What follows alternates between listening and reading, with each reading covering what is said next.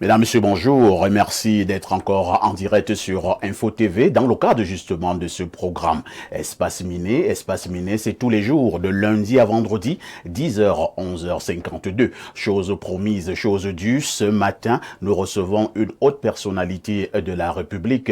Nous vous l'avons dit hier et nous voulons justement coller à l'actualité. Le Cameroun s'apprête à célébrer sa jeunesse à la 159e édition. Ce sera donc le 11 février prochain.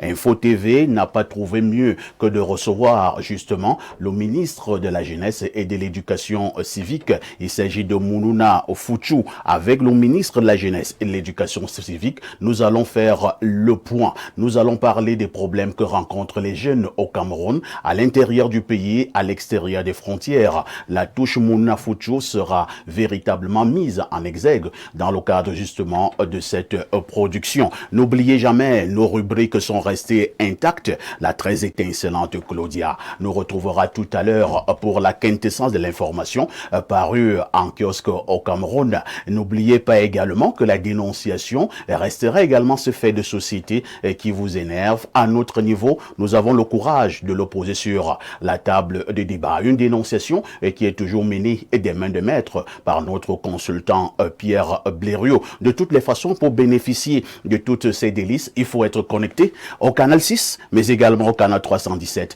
sur Canal Plus International. Et alors là, vous serez à pic sur Info TV. Elle restera votre chaîne de télévision qui monte et qui monte encore. Monsieur le ministre Mounouna Fouchou, bonjour et bienvenue au programme. Bonjour, parfait, ici, bonjour à vos téléspectateurs, nombreux téléspectateurs, notamment jeunes. Bon retour sur ce plateau d'Espace Miné. Toutes nos excuses à l'endroit de nos nombreux téléspectateurs. Nous avons été victimes d'une coupure d'électricité. Grâce à notre générateur, nous allons reprendre de plus belle. Nous accueillons le ministre de la Jeunesse et de l'Éducation civique au Cameroun, Monsieur Mounouna Fouchou. Rebonjour et bienvenue au programme. Bonjour, parfait Aïssi. Bonjour, Blériot, le consultant. Et bonjour à vos nombreux téléspectateurs, jeunes en particulier. Monsieur le ministre, vous êtes à l'aise lorsque vous participez à ce programme? Tout à fait. Je pense que ma présence ici, c'est d'abord encourager votre média citoyen en tant que ministre chargé de l'éducation civique, la promotion de cette citoyenneté-là, mais aussi votre émission en particulier qui participe d'une importante mission d'éducation civique et de promotion de la jeunesse. Ce que vous faites à travers votre émission participe de ce que nous appelons le réarmement moral, civique, entrepreneurial de la jeunesse et même des populations en général. Parce qu'il est question à la fois d'informer, de bien informer la jeunesse, de booster son moral, de la pousser à ce que nous appelons l'esprit patriotique, civique, surtout le fighting spirit de nos lions indomptables de football que nous voulons inculquer aux jeunes pour que chaque jeune soit un lion indomptable dans son domaine d'activité ou de compétence. C'est ça l'objectif de Prodec Réamon. Lorsque je vois vos consultants ici, les personnes que vous invitez, vos émissions tout au long de la semaine concourent à cet objectif. Et c'est pourquoi nous avons pensé venir nous-mêmes personnellement ici pour peut-être démarrer une série de passages de nos collaborateurs ici sur cette chaîne pour continuer à réamorcer davantage vos téléspectateurs, vos nombreux téléspectateurs jeunes de l'espace miné. Tout à fait. Merci, monsieur le ministre. Nous serons donc avec vous pendant près de 2 heures de temps. C'est l'occasion pour moi de dire justement à toute cette jeunesse qui est connectée qu'elle peut déjà commencer à envoyer leurs messages, leurs doléances, leurs questions à l'endroit de leur ministre, le ministre de la Jeunesse et de l'Éducation civique. Nous allons également accueillir notre consultant et restera notre consultant, Claudine, fils de Boumiebel, descendant de Oumniobé. Pierre Blériot-Niamec, bonjour. Bonjour, parfait ici. Merci de m'avoir associé à un panel de prestige comme celui de ce matin. Vous auriez bien pu me faire le coup en disant que bon, ce matin tu ne seras pas là parce que je reçois un ministre de la République. Non, c'est pour dire en même temps ma satisfaction. Nous menons un petit travail et de la bouche d'une bouche autorisée, entendre qu'on est écouté, que ça participe du réarmement moral. À une action citoyenne, cela nous touche. Nous encourageons les autres à faire pareil, c'est-à-dire à nous accompagner, ne serait-ce qu'à nous montrer que nous ne perdons pas notre temps ici. Donc c'est déjà une bonne note de satisfaction. Les sentiments qui sont les miens seront exprimés au cours de cet échange. Tout à fait. Je sais aussi que M. le ministre, s'il lui est arrivé quelquefois de jeter un coup d'œil, il sait que mon nom pour l'année 2025, mon sobriquet, c'est Casse-Tout. Donc, voilà. Il est le ministre des Jeunes. Je vais défendre davantage la cause des jeunes. Donc, je crois qu'on passera de bons moments de télé, comme vous savez si bien le dire. Je suis heureux d'être là ce matin. Ici. Merci Pierre Blériot-Niamec. Je vous suggère d'ailleurs de garder le microphone cette fois-ci pour nous livrer comme d'habitude la sagesse de ce matin.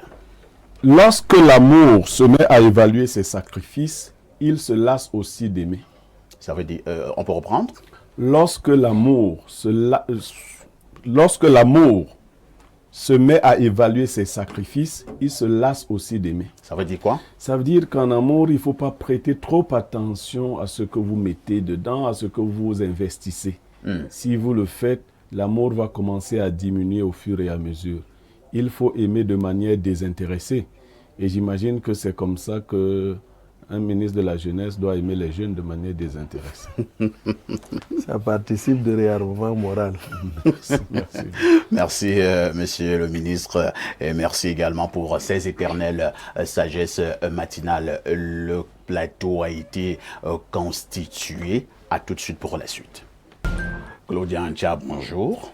Bonjour, parfait ici. Bonjour à tous les téléspectateurs d'Espace Mini qui nous retrouvent nombreux ce mercredi matin. C'est un plaisir. Bonjour, Excellence. Bonjour. J'avoue que vous êtes souvent jolie sur ce plateau, mais ce matin, vous êtes particulièrement séduisante. C'est parce que nous recevons monsieur Est-ce qu'elle ignorait ce qui allait se passer? Exactement, je savais qu'on allait avoir... C'est une jeune, c'est ma cible. Les jeunes Camerounaises et Camerounais sont toujours beaux. Merci, Excellence. Claudia? Oui, parfait ici. La nuit a été, je présume. La nuit a été très belle de mon côté. Franchement, j'ai bien dormi. Je suis très en forme ce matin. De toutes les façons, lorsque la petite Claudia nous retrouve sur ce plateau, c'est pour une balade en kiosque. Claudia, que disent les journaux? À la une, ce 5 février, parfait ici, octroi automatique des droits en pension aux assurés éligibles.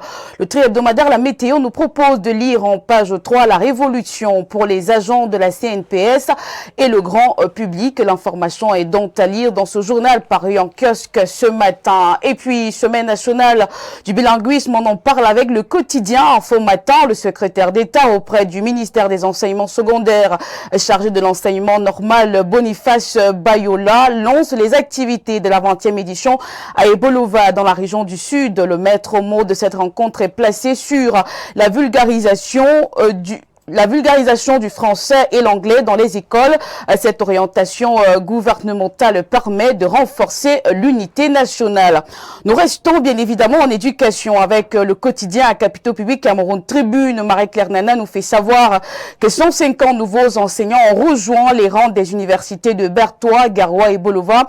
La liste des élus se trouve de la page 4 à 8 ce matin. L'actualité en kiosque ce mercredi, c'est aussi ces deux informations que nous propose Amen Mana. Le quotidien Le Jour fait de la tradition sa grande une. Ces inutiles maisons du village à lire de la page 2 à 4. En sport football, les Lions indomptables ont un nouvel équipementier. Il s'agit de la marque suisse Fortine. Elle a été retenue au terme d'une réunion du comité d'urgence de la Fédération camerounaise de football à Printemps. Un mort et plusieurs blessés, c'est le bilan provisoire des affrontements survenus hier dans la société sucrière du Cameroun, en abrégé Sosucam, situé dans la ville de Mbandjok. Le Messager raconte les tensions meurtrières en page 3. Même son de cloche pour le quotidien Mutation.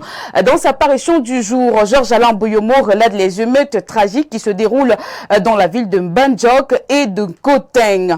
Affaire Bapou, le journal indépendant livre les derniers rebondissements dans un communiqué de presse valangrois de réponse. Le contre-amiral Joseph Ouda rompt le silence. Allons au-delà de l'info avec Caporal Info. Jacques Bayoglo parle ce matin des projets structurants au Cameroun. Le tabloïd nous fait savoir que lui, Paul Motazeux, n'est en rien responsable de l'échec ou du retard observé.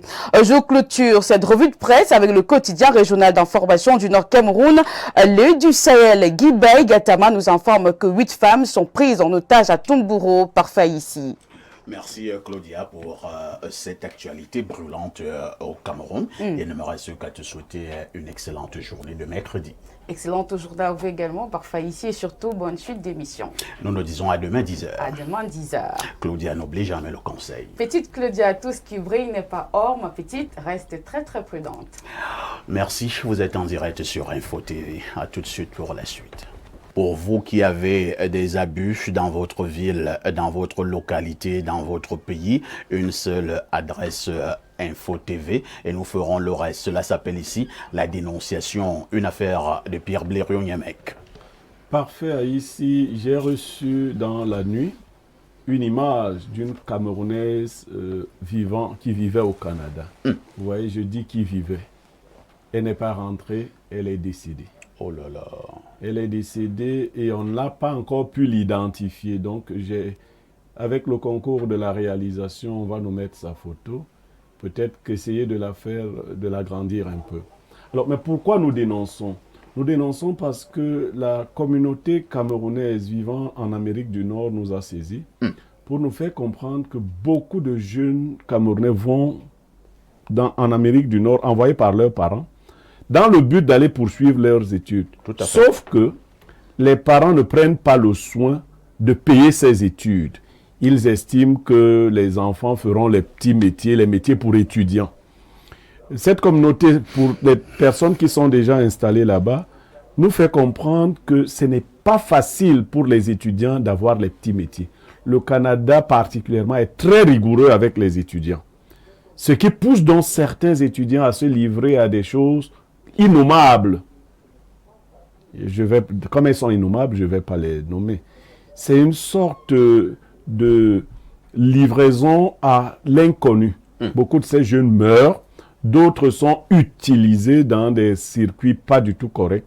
Nous voulons interpeller d'abord les parents eux-mêmes, parce que c'est eux qui initient souvent les voyages de leurs enfants dans des univers qu'ils ne maîtrisent pas, dans des conditions particulièrement risquées.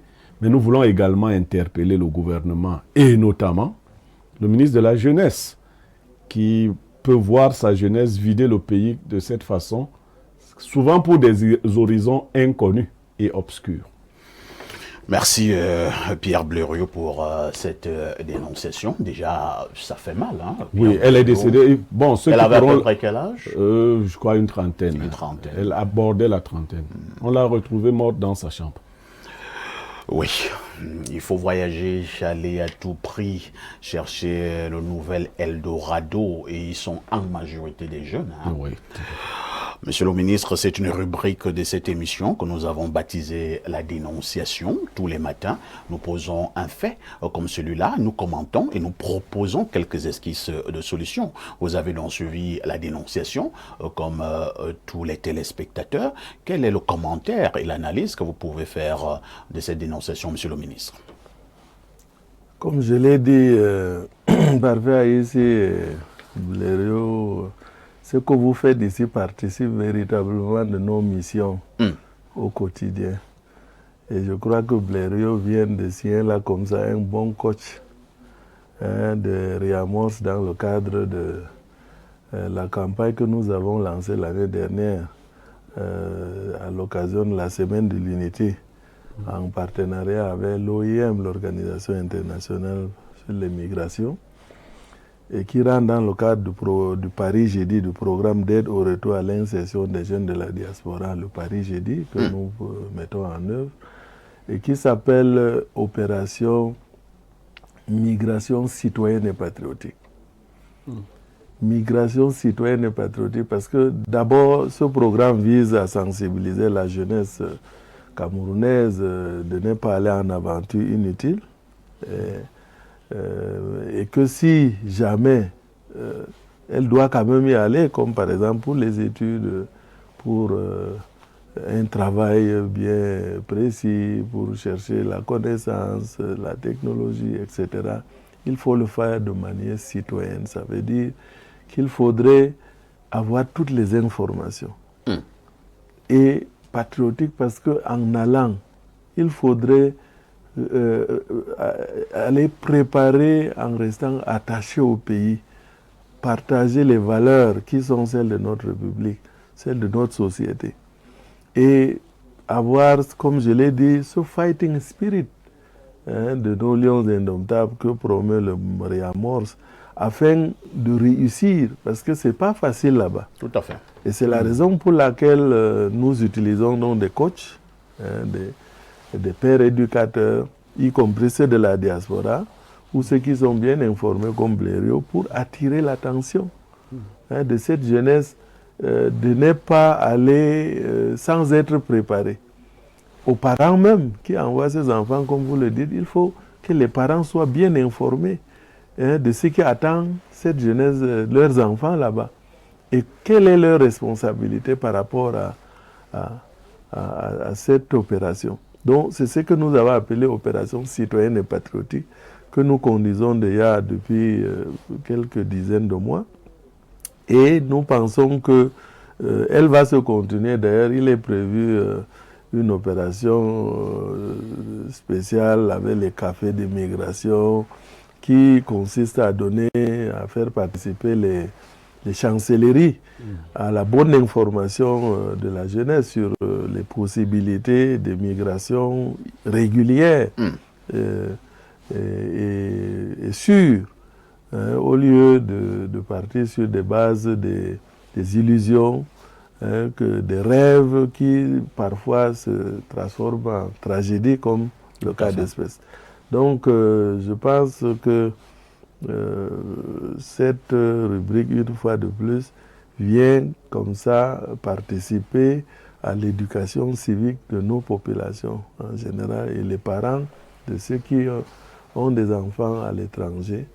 Ils les interpellent par rapport à leurs responsabilités et aux jeunes eux-mêmes d'être préparés, parce que même si le parent prend toutes les dispositions, si le jeune lui-même n'est pas préparé, il y aura un souci. Évidemment, il y aura toujours un souci. C'est pourquoi nous agissons sur le mindset.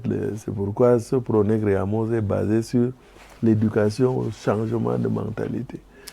Merci, Monsieur le ministre, pour votre regard. Comme d'habitude, nous allons passer la parole à Pierre Blériot, qui posera également un commentaire et une analyse. Pierre Blériot, ce n'est pas la première fois que nous posons ce genre de préoccupation sur ce plateau, mais nous avons la nette impression, ce n'est qu'une impression, que nous avons beau parler, mais continue à dire l'Europe à tout prix, l'Amérique à tout prix, et que sais-je encore. Bon, je crois aussi, parfait, que ce n'est pas souvent, ce n'est pas toujours de gaieté de cœur qu'on quitte son pays pour aller en aventure. Le pain de l'exil, apparemment, est toujours amer. Il est amer. Mais comme l'occasion fait le larron, la jeune dame décédée a le privilège que sa question soit posée sur la table en présence du ministre de la Jeunesse. Moi, je vais plutôt poser une question. Dans ce cas précis, que peut faire le ministère de la Jeunesse et de l'Éducation civique? Le cas, il est là. Les Camerounais, ils ont essayé de faire ce qu'ils pouvaient. Déjà, ils n'arrivent pas à identifier. Est-ce que des mesures peuvent être prises dans ce sens-là? Comme ça, nous leur aurons été plus utiles. Parce que très souvent, dans les dénonciations ici, on souhaite que nous joignions les autorités. Nous ne pouvons pas être à la rivière et mourir de soif. Monsieur le ministre. Oui, comme vous le savez, j'ai coutume de dire que le ministère de la Jeunesse et de l'Éducation civile est le médecin de famille de la jeunesse. Donc, tout problème, toute préoccupation de la jeunesse le concerne. Mais il le fait en rapport avec les autres départements ministériels et partenaires qui sont des spécialistes, chacun dans son domaine.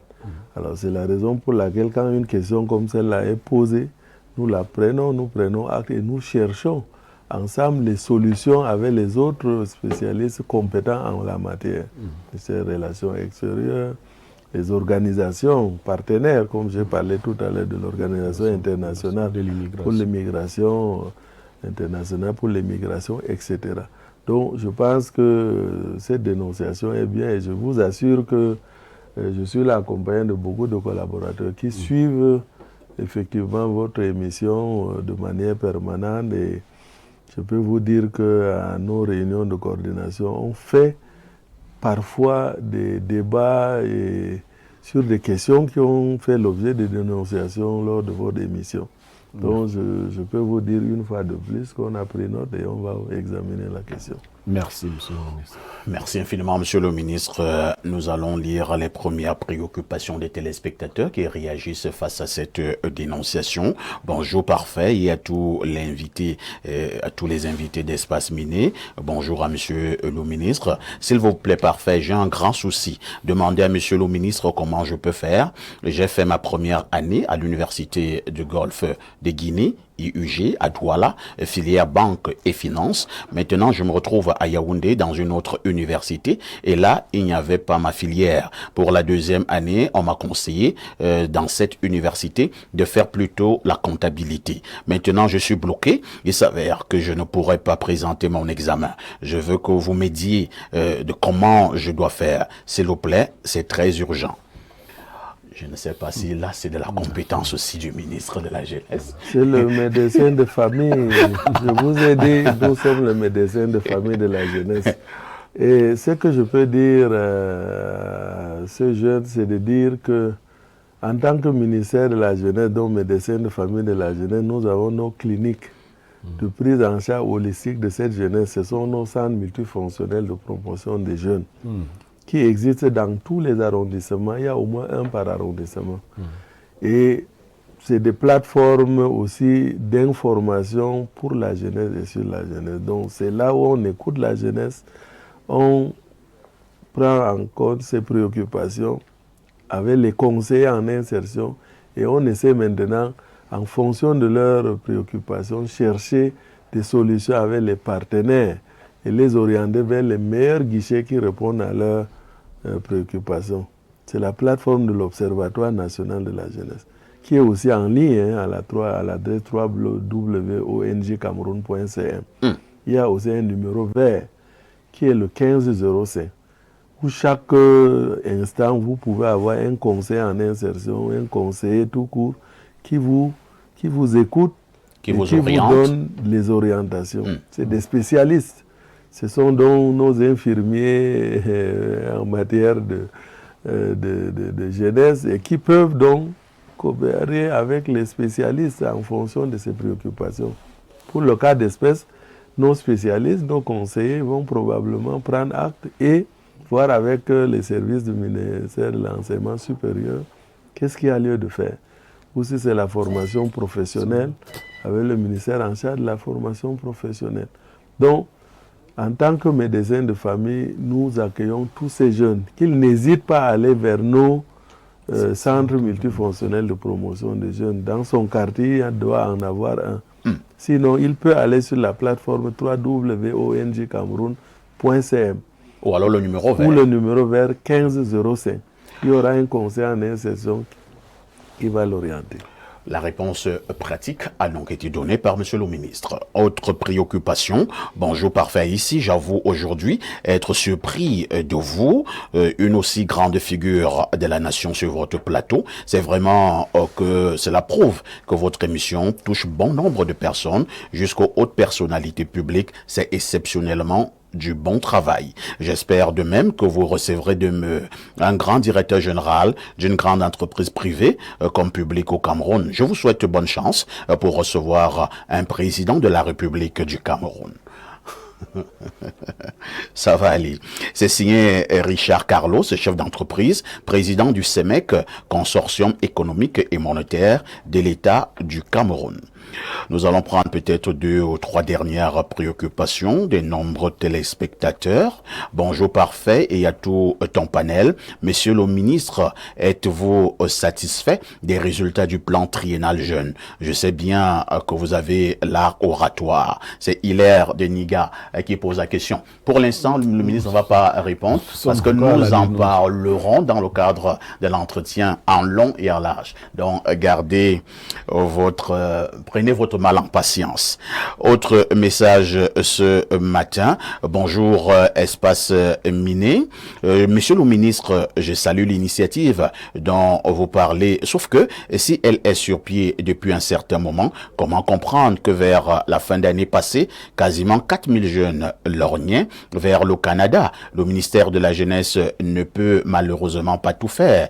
À titre d'exemple, on nous a dit que la terre ne ment pas, mais combien de jeunes ont accès à cela? Que le cas de la défunte renforce l'attention des parents démissionnaires et qui se débarrassent de leurs enfants sitôt que ceux-ci s'en vont en Occident, et que le gouvernement mette encore plus le paquet dans la valorisation des capacités de la jeunesse. Je lance ici un clin d'œil au ministère de la Recherche scientifique et de l'Innovation. C'est signé Bertrand à partir de Marois. Une autre préoccupation, bonjour parfait, Lombanjor des journalistes et Blériot, son meilleur compagnon de tous les jours. Je ne rate jamais l'émission Espace Miné d'Info TV. Je profite pour dire bonjour à mon patron depuis l'OMINU de la part de Madame Nkwakep. Merci, vous êtes en direct sur Espace Miné, 10h, 11h52. Une touche pause s'impose.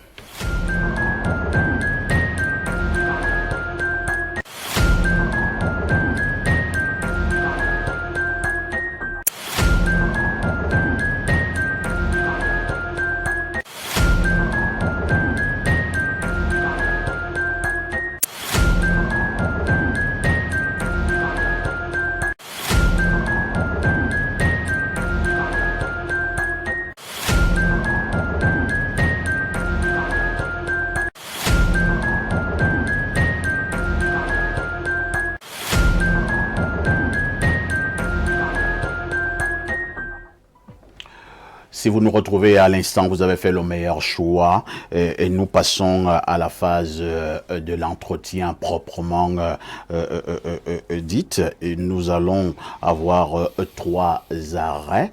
La première partie, c'est ce que nous avons appelé ici le Minjek et la touche Monuna.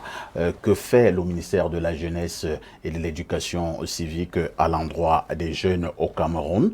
La deuxième partie, nous allons marquer un arrêt très important. J'ai failli dire un arrêt majeur sur le volet ayant trait au chômage des jeunes au Cameroun et tout ce qui a trait à l'insertion socio-professionnelle. Si vous en avez convenance, la politique oblige présidentielle 2025. On collera également un mot, sachant bien évidemment que la partie jeunesse est une partie très importante, ne fût-ce qu'au niveau justement de la population. Que pensent les jeunes de cette élection présidentielle et maintenant, que pensent le ministre des Jeunes lorsque nous parlons de cette élection présidentielle au Cameroun? Monsieur le ministre, ce canevas de travail vous arrange?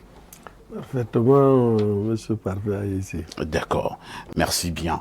Alors, je pose la première préoccupation et comment pouvait-il en être autrement? Monsieur le ministre, il ne nous reste que 6 jours et nous allons célébrer la 59e édition de la fête de la jeunesse au Cameroun. Rendu à ces niveaux de préparatifs, quel est déjà le point que nous pouvons faire? Et maintenant, vous mettez cette 59e édition de la fête de la jeunesse au Cameroun sous quel signe? Sous le signe du thème que le président de la République a prescrit, à savoir jeunesse, maturité et responsabilité pour la consolidation de la paix, la sécurité, la croissance économique et du processus démocratique. C'est sous ce thème que nous avons lancé officiellement la 11e de la jeunesse et la toute première édition du mois de la jeunesse à Dinao dans la région du Sud-Ouest. Et nous pensons que depuis lors, les activités se déroulent sur l'ensemble du territoire national, conformément au programme national harmonisé, avec à la fois des activités innovantes comme le camp de la jeunesse qui s'ouvre ce matin, et comme la campagne d'éducation électorale pour les élections citoyennes et patriotiques qui s'est déployée déjà sur le terrain sous le lead du Conseil national de la jeunesse du Cameroun, comme les Jeux de la citoyenneté, les Jeux nationaux de la citoyenneté dont les éliminatoires ont commencé depuis le lancement de cette onzaine, mais également et surtout les villages jeunesse qui sont organisés cette année sous forme de journées thématiques.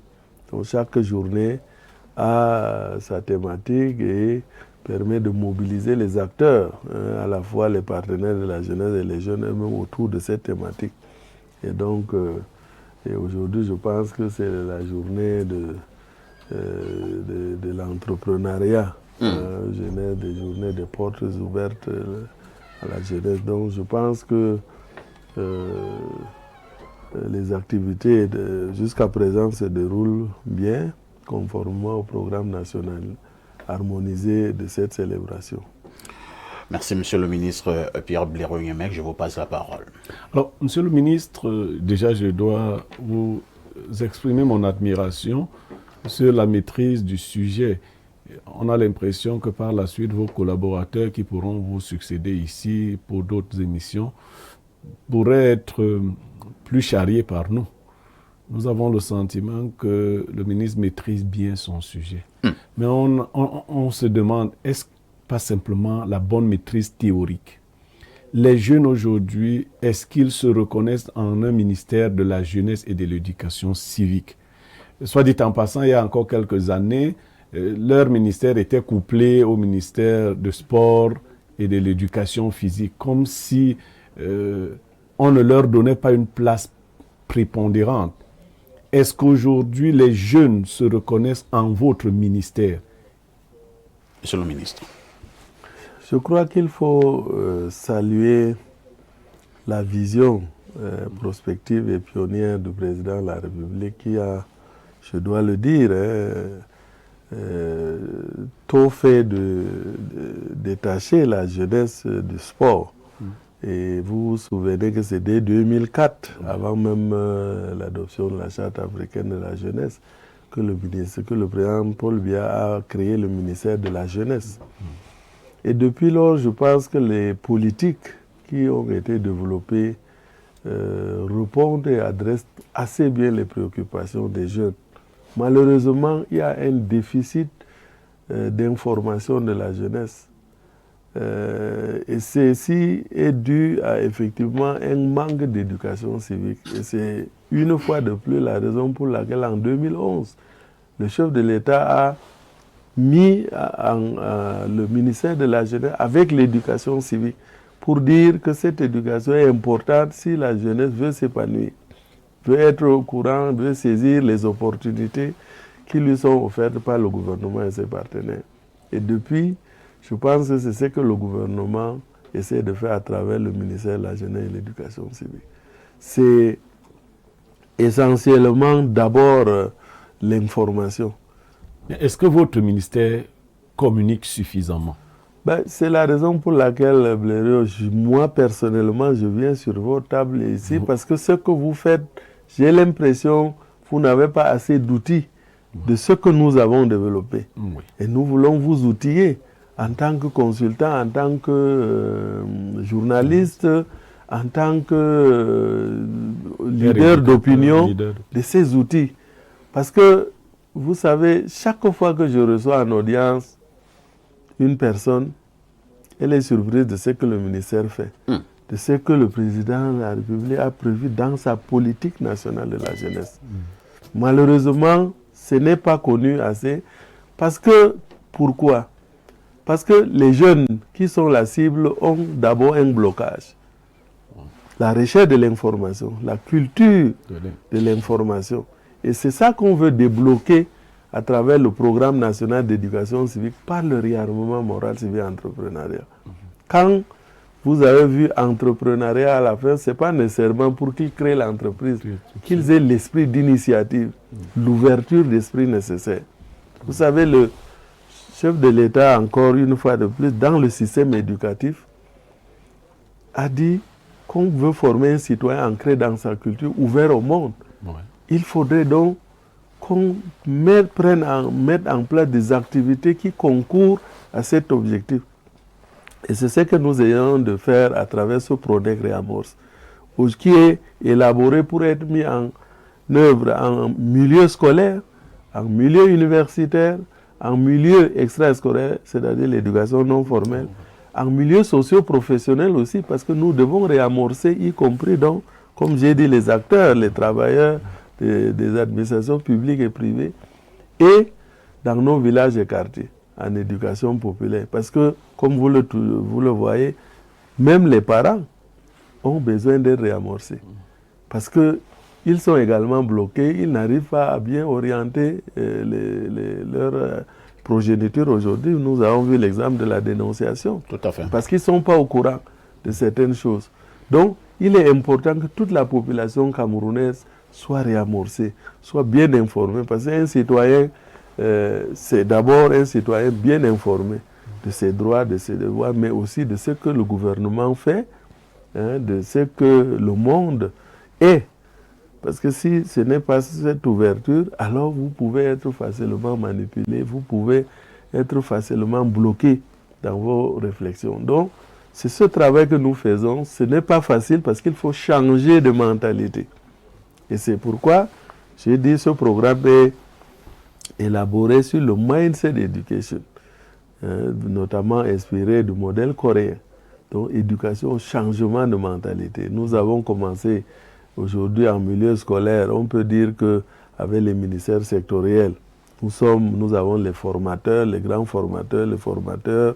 Aujourd'hui, on est en dissémination avec les outils guides pédagogiques qui permettraient que dans chaque établissement, il y ait, à travers les clubs d'éducation civique, à travers les différentes activités post- et périscolaires, que ce programme prenne. Que chaque enseignant puisse commencer sa leçon par une leçon de morale, comme vous la faites. C'est ce que nous appelons la minute du civisme. Nous souhaitons que dans chaque milieu, chaque rassemblement commence par une minute de civisme. Donc une leçon comme vous le faites ici. Donc c'est ça la minute de civisme. Et en milieu universitaire, aujourd'hui, il y a au moins 4 universités d'État qui sont également adopté ce programme avec nos collaborateurs. Les autres, les outils vont permettre d'être disséminés dans les autres universités et même les instituts privés. Dans le milieu socio-professionnel, nous avons commencé par les confédérations syndicales, les syndicats, pour après aller au niveau des délégués de personnel dans les différentes administrations publiques et privées. Nous nous réjouissons que les départements ministériels se sont déjà saisis en milieu professionnel de ces dossiers, avec par exemple les cérémonies de levée de couleurs et de descente de couleurs généralisées, suivies chaque fois de minutes de civisme, qui permet vraiment de disséminer ces programmes en milieu professionnel, à commencer par nos administrations. On a souvent vu de telles initiatives, elles se sont lancées en grande pompe et par la suite feu de paille. C'est un programme. Je pense que c'est l'évaluation. Je rappelle qu'avant de mettre en œuvre ce programme, nous avons évalué le premier programme qui a été lancé en 2015 avec la campagne nationale d'éducation civile et d'intégration nationale. C'est l'évaluation de ce programme qui nous a permis en 2022 donc, de lancer un autre programme, cette fois basé sur le réarmement moral civil entrepreneurial en changeant d'approche. En basant cela sur l'éducation au changement de mentalité, afin de toucher le plus grand nombre et de la bonne manière. Donc, c'est pour dire que c'est un processus de longue haleine aussi. Parce que le processus de changement de comportement, vous le savez, ça ne peut pas s'évaluer en 5 années. En 5 années. Il faut une décennie, au moins, pour pouvoir l'évaluer. Nous rappelons à l'endroit de tous ces jeunes qui nous regardent, que ce soit à l'intérieur du pays ou à l'extérieur de nos frontières, de continuer à envoyer leurs questions et leurs préoccupations. Et Monsieur le ministre fera un effort d'y apporter une réponse. Monsieur le ministre, nous avons une préoccupation. C'est cette préoccupation qui concerne ce que j'appellerais ici les hautes instances décisionnelles. Que fait le ministère de la Jeunesse pour que la voix des jeunes soit entendue au niveau de ces instances décisionnelles du pays? Très bien, parfait. Ici, comme je l'ai dit, le ministère de la Jeunesse est chargé de la promotion de la jeunesse, de l'éducation, c'est la promotion de l'intégration nationale. Alors, l'un des grands volets des 3 programmes opérationnels du ministère de la Jeunesse, c'est la participation citoyenne de la jeunesse. Donc, comment aider effectivement cette jeunesse à participer à la prise de décision au grand chantier de construction nationale. Et c'est dans ce cadre que il vous souvient que dès la création du ministère de la Jeunesse, en 2009, le président de la République a prescrit la mise en place du Conseil national de la jeunesse. Ce qui était également une structure pionnière, comme je le disais. À l'époque, la charte africaine de la jeunesse venait juste d'être adoptée en 2006. Donc, depuis lors, le Conseil national de la jeunesse, qui a des démembrements à tous les niveaux, jusqu'au niveau des arrondissements, et cette structure de concertation, de plateforme d'interface entre le gouvernement, les partenaires au développement et les jeunes. Donc, le Conseil national de la jeunesse est représenté dans tous les programmes et projets en faveur des jeunes. Et toutes les autres politiques publiques qui sont élaborées en faveur de la jeunesse requièrent la participation des leaders de ces jeunes, donc pour porter les préoccupations de la jeunesse. Ensuite, nous avons pensé avec, depuis 2017, je crois, avec les parlementaires du réseau Espérance Jeunesse, nous avons convenu de mettre en place le Parlement Jeunesse, qui fonctionnait jusqu'à l'an dernier avec les seuls députés, à l'image des 180 députés. Maintenant, nous avons les sénateurs. Nous avons le Sénat jeune, la Chambre haute également du Sénat, avec la décentralisation, avec la mise en place du Sénat. Donc, aujourd'hui, les jeunes sont à l'apprentissage de la démocratie parlementaire. C'est un programme de coaching. Ensuite, avec la décentralisation effective aujourd'hui, avec vous allez mettre sur pied les conseils régionaux, nous imaginons. C'est déjà mis en place. Oui. Nous avons aujourd'hui les conseils municipaux jeunes et les conseils régionaux jeunes. Monsieur le ministre, permettez. J'ai vu mon collègue parfait ici sourire et j'avais le même sourire en coin. Il y a un reproche, je ne sais pas s'il est fondé, qui est fait à ces structures, notamment le Conseil national de la jeunesse, l'organe chargé de créer le Parlement, l'organe parlementaire avec les députés jeunes. On dit, je ne sais pas dans quelle mesure c'est vrai, que c'est une affaire d'amis, que ce sont les enfants de vos collaborateurs, des gens que vous connaissez, que ces jeunes, entre guillemets, pour certains qui ne sont même plus jeunes, mais que ces jeunes, si on peut leur affecter ce qualificatif, sont des jeunes que vous triez sur le volet et qu'ils doivent être dociles, je ne veux pas dire obséquieux. Vous savez, il n'y aura jamais de projet parfait, vous comprenez. Je croyais vous allez dire qu'on a amené des étrangers au Cameroun. Ils sont peut-être des jeunes Camerounais au problème de la jeunesse. Non, je pense que c'est des jeunes Camerounais. Je rappelle que c'est des programmes éducatifs au même titre que dans un établissement. Je pense beaucoup de jeunes fréquentent différents établissements. Alors je dis, le Conseil national de la jeunesse, c'est apprendre à la jeunesse à participer à la prise de décision. D'accord? C'est des jeunes Camerounais. C'est un processus électif qui se commence dans les arrondissements jusqu'au niveau. Alors si vous, sous l'égide des autorités administratives, avec la participation des autres forces vives, alors si vous estimez que chacun met seulement un des siens, c'est en tout cas les Camerounais qui sont à l'apprentissage, n'est-ce pas, de la gestion des affaires publiques. Oui, mais ensuite, les conseils... de remplacement patrimonial. Papa est sous-préfet, alors l'enfant... Je ne pense pas, parce que quand il y a quand même un comité ad hoc Blériot, je pense, et c'est ça le changement de mentalité, il faut qu'on apprenne aussi à être objectif, à défendre les positions. Si dans un comité, tout le monde s'arrange à essentiellement rentrer dans les familles, qu'est-ce que vous voulez? On va inventer un autre Camerounais? Non, c'est nous-mêmes qui devons prendre notre responsabilité. Et c'est la raison pour laquelle nous insistons sur ce changement de mentalité. Nous sommes tous coupables. Si on arrive à ça, à cette discussion, mais je ne pense pas que c'est le cas. Je pense qu'il y a quelque chose qui est fait aujourd'hui en matière, par exemple, de désignation des conseils municipaux jeunes, des conseils régionaux jeunes. J'ai participé, j'ai installé moi personnellement ces jeunes-là. Ils sont représentatifs de la configuration des villages et des régions.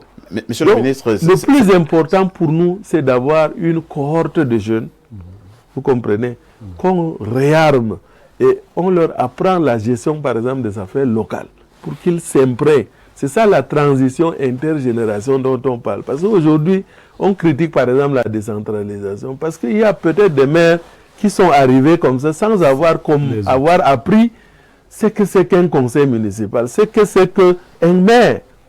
La même chose au niveau des régions, c'est comme ça qu'on apprend.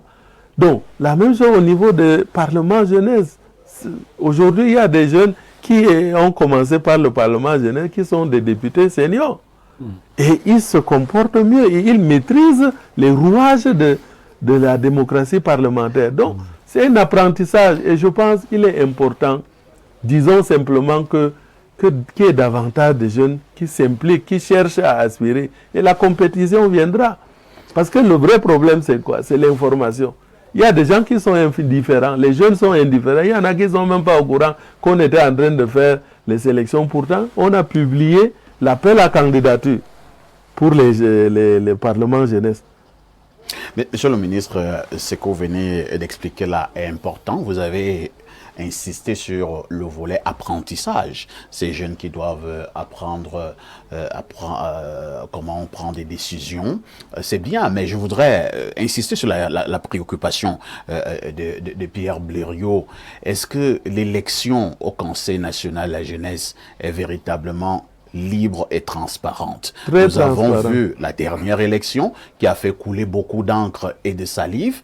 C'est de ça qu'il s'agit. Est-ce que le gouvernement s'arrange à mettre à la tête de ce Conseil national de la jeunesse des jeunes qui sont soumis, des jeunes qui sont inféodés? Je vous explique. Et ça encore, c'est l'incivisme de notre jeunesse pour laquelle on est en train de faire ce programme d'éducation civique. Le Conseil national de la jeunesse, c'est l'association, la confédération, c'est l'organisation fêtière des associations et mouvements de jeunesse. Vous savez ce qui se passe? Il y a des jeunes aujourd'hui qui ne sont dans aucune association, ce qui n'est pas normal. Parce qu'une association, c'est l'engagement d'un jeune dans une question de la société.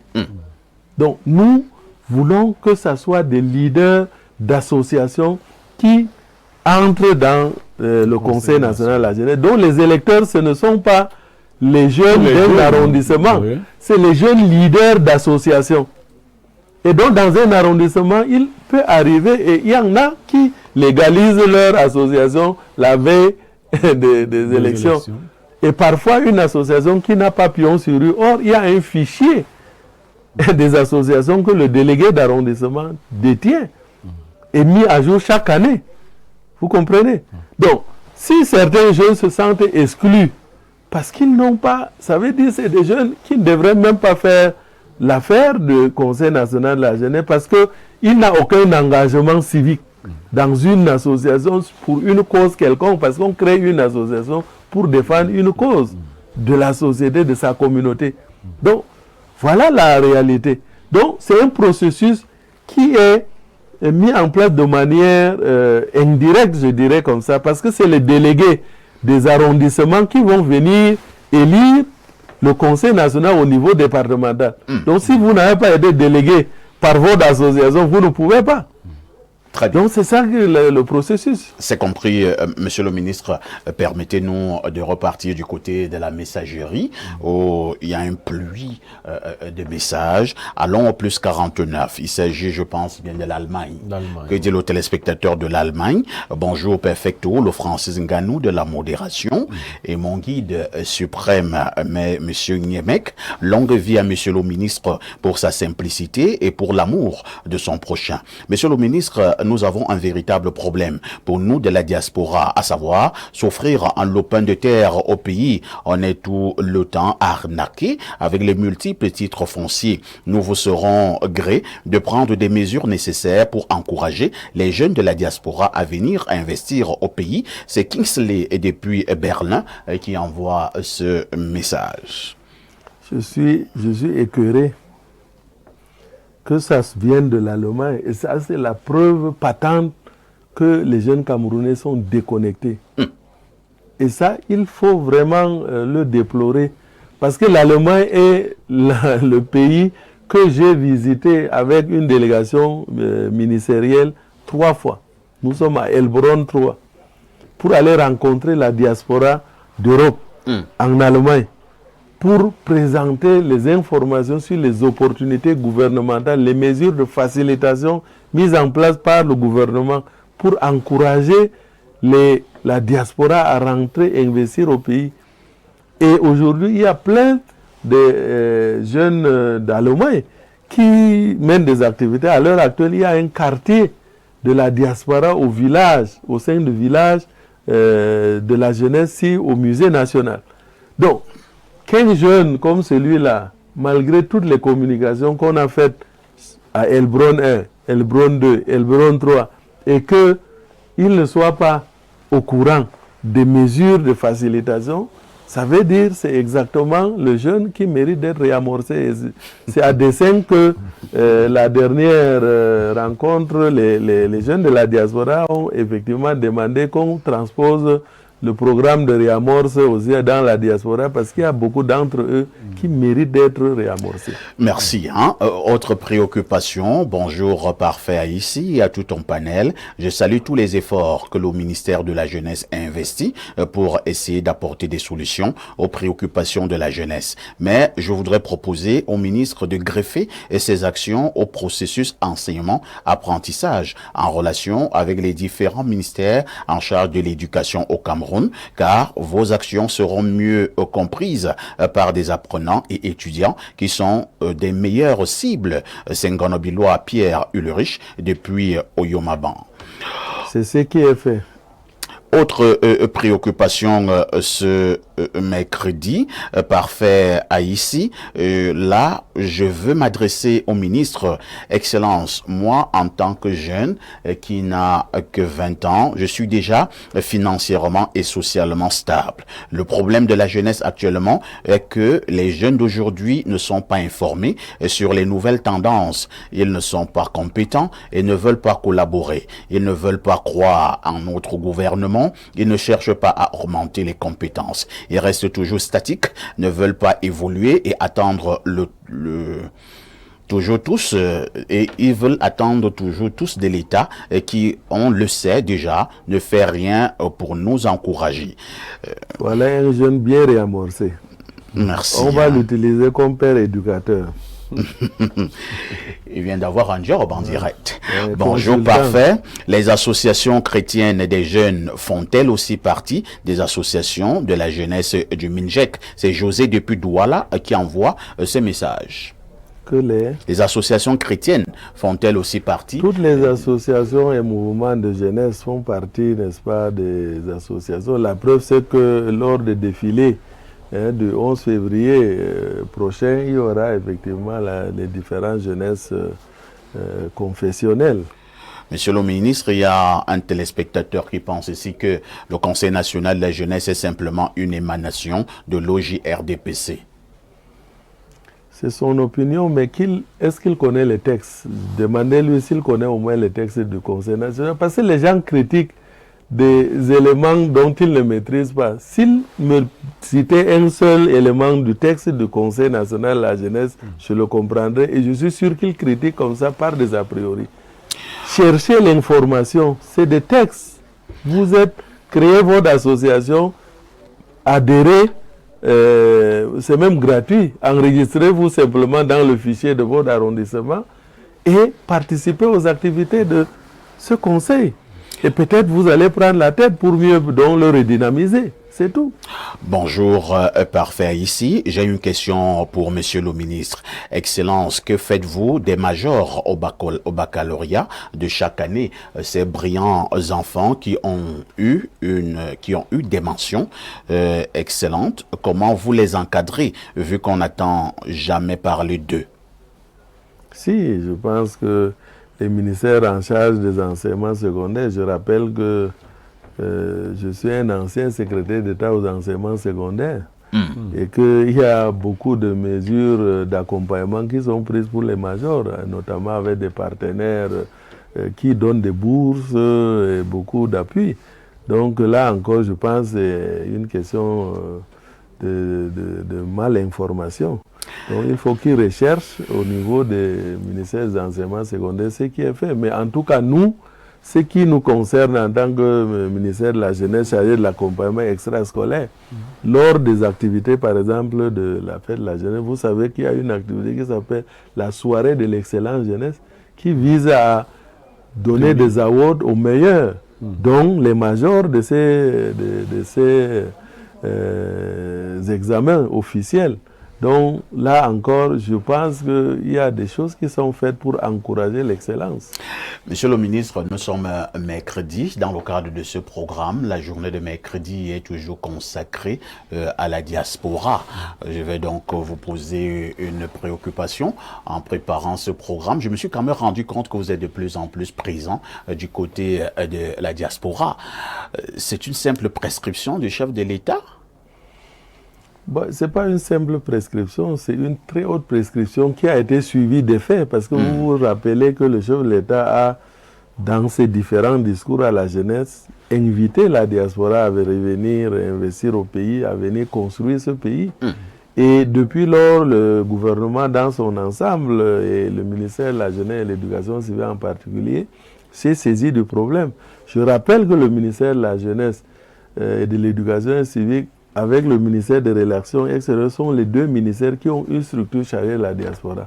Le ministère de la Jeunesse a un service de la diaspora qui dépend de la sous-direction de l'intégration nationale, de la direction de l'éducation civique et d'intégration nationale. C'est pour vous dire que le chef de l'État, en créant ce ministère, avait déjà pensé à l'intégration de la diaspora dans les chantiers de développement national. Et c'est suivant cette mission que nous avons donc développé le programme d'aide au retour à l'insertion des jeunes de la diaspora, le Paris Jeudi, qui déploie donc ses actions dans la diaspora. D'abord pour informer la diaspora des opportunités et des facilitations mises en place en sa faveur. Ensuite, la mobiliser et l'accompagner dans leurs projets au terroir. C'est ça. Et depuis lors, je pense que ceux qui se sont saisis de cette opportunité-là mènent beaucoup d'activités au terroir. Je dis au moment où nous lançons le premier mois de la jeunesse, c'est la diaspora qui a demandé à ce que d'étendre la onzaine de la jeunesse au mois de la jeunesse pour que tout le mois de février soit dédié à la jeunesse pour leur permettre de venir, chacun en fonction de son calendrier, de venir mener une activité ici au pays accompagné par le gouvernement. Donc c'est pour dire que depuis lors, en rapport avec le ministère des Relations extérieures, nous essayons d'accompagner cette diaspora-là dans les chantiers de construction nationale, comme l'a prescrit le président de la République. Oui, monsieur le ministre, c'est si bien dit, hein, mais quand on interroge les gens de la diaspora, les Camerounais de la diaspora, ils font face à deux principaux écueils. Le premier, vous pouvez l'imaginer, celui de la double nationalité, l'interdiction ou la non-acceptation de la double nationalité au Cameroun.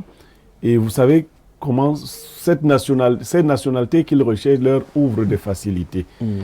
Un ministre, quel qu'il soit, peut intervenir dans le secteur qui est le sien et impacter, n'est-ce pas, un changement. Est-ce que vous avez déjà suggéré au chef de l'État qui fait de si bonnes choses pour la diaspora de lever ce verrou qui commence à être inutile? Mais à côté de ça, avec votre collègue des relations extérieures, beaucoup de pays, c'est vrai, il y a les pays communs, la France, l'Angleterre, l'Allemagne, mais beaucoup d'autres pays n'ont pas de représentation diplomatique du Cameroun. Et nos jeunes qui y vivent subissent un certain martyre de rester dans ces conditions-là.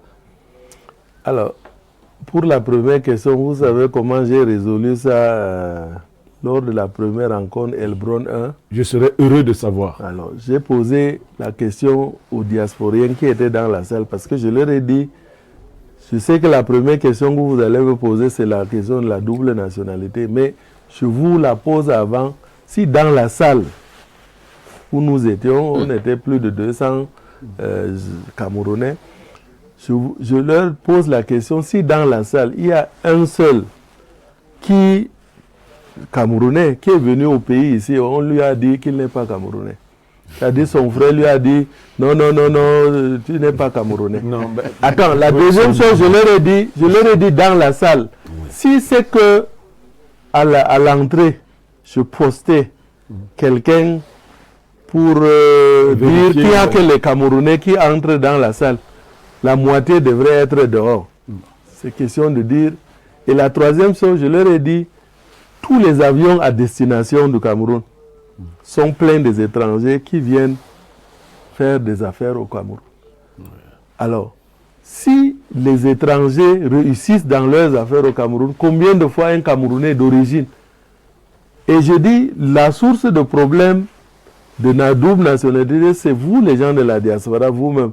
Qui vous avez encore, ça c'est une question de mentalité, qui vous êtes mis dans la tête que vous êtes des benguistes.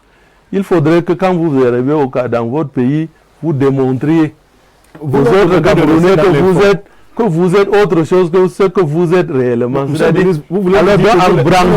les encouragez à vivre dans le formel ou dans les tricheries? En brandissant votre passeport pour montrer que vous êtes autre chose que vous n'êtes pas Camerounais. Alors, à ce moment, vous créez vous-même le sentiment d'étranger.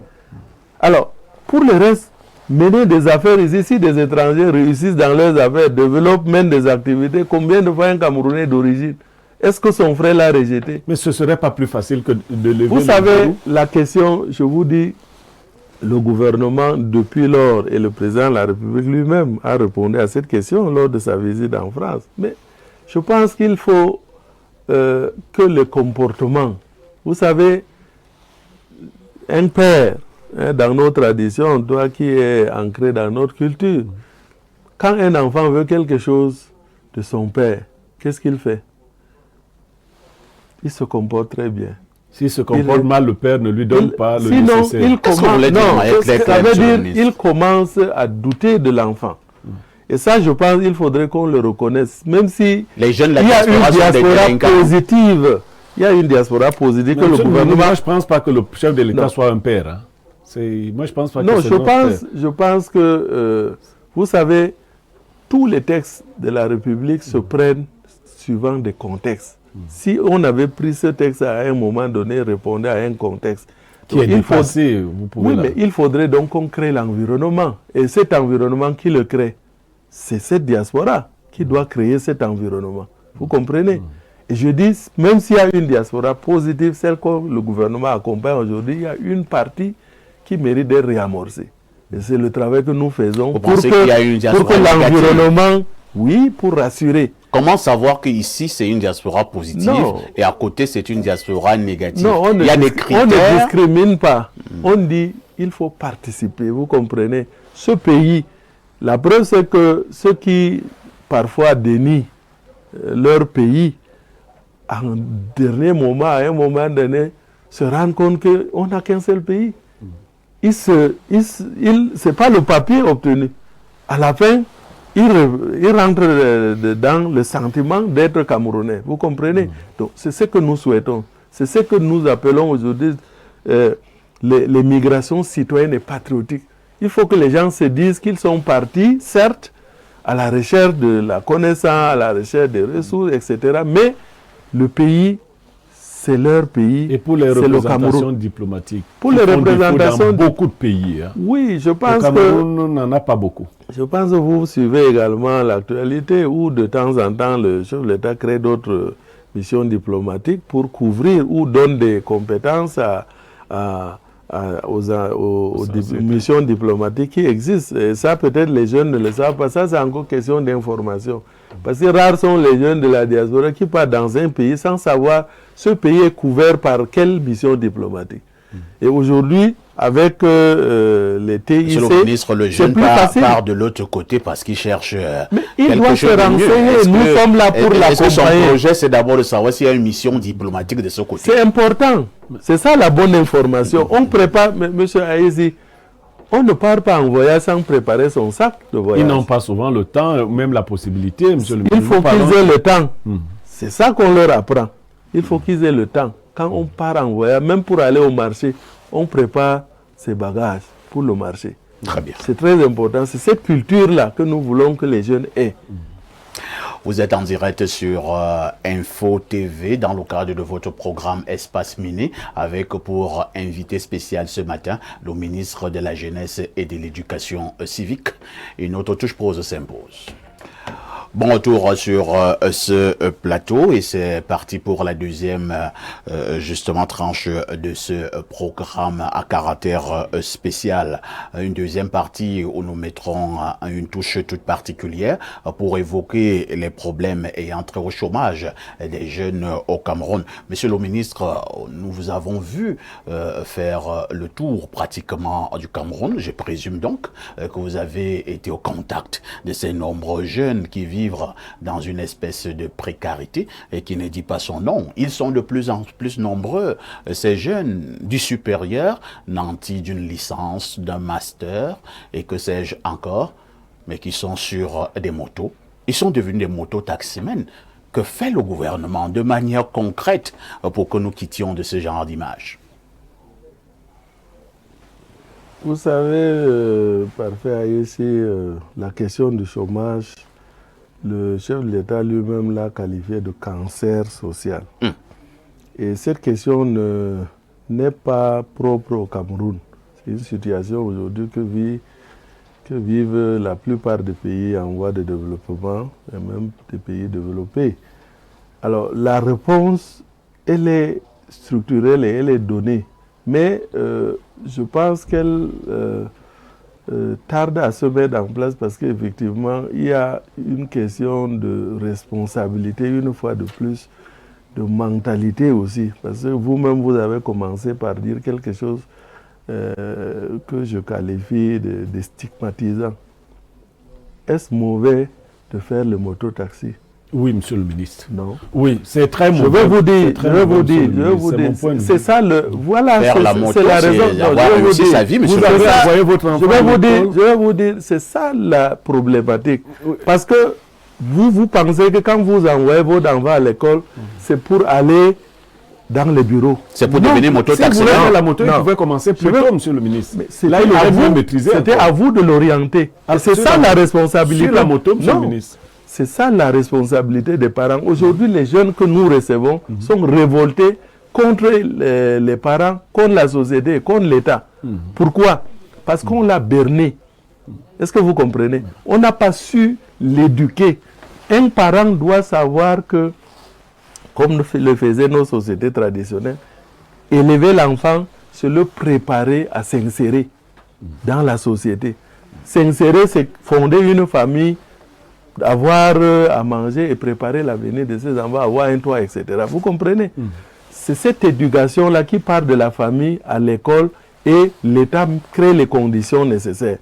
Et si l'enfant n'est pas préparé et vous lui dites, faites l'école, sans savoir, sans lui dire ce que vous voulez qu'il soit, sans savoir quel est le projet professionnel que vous voulez qu'il fasse et l'encourager là-dedans.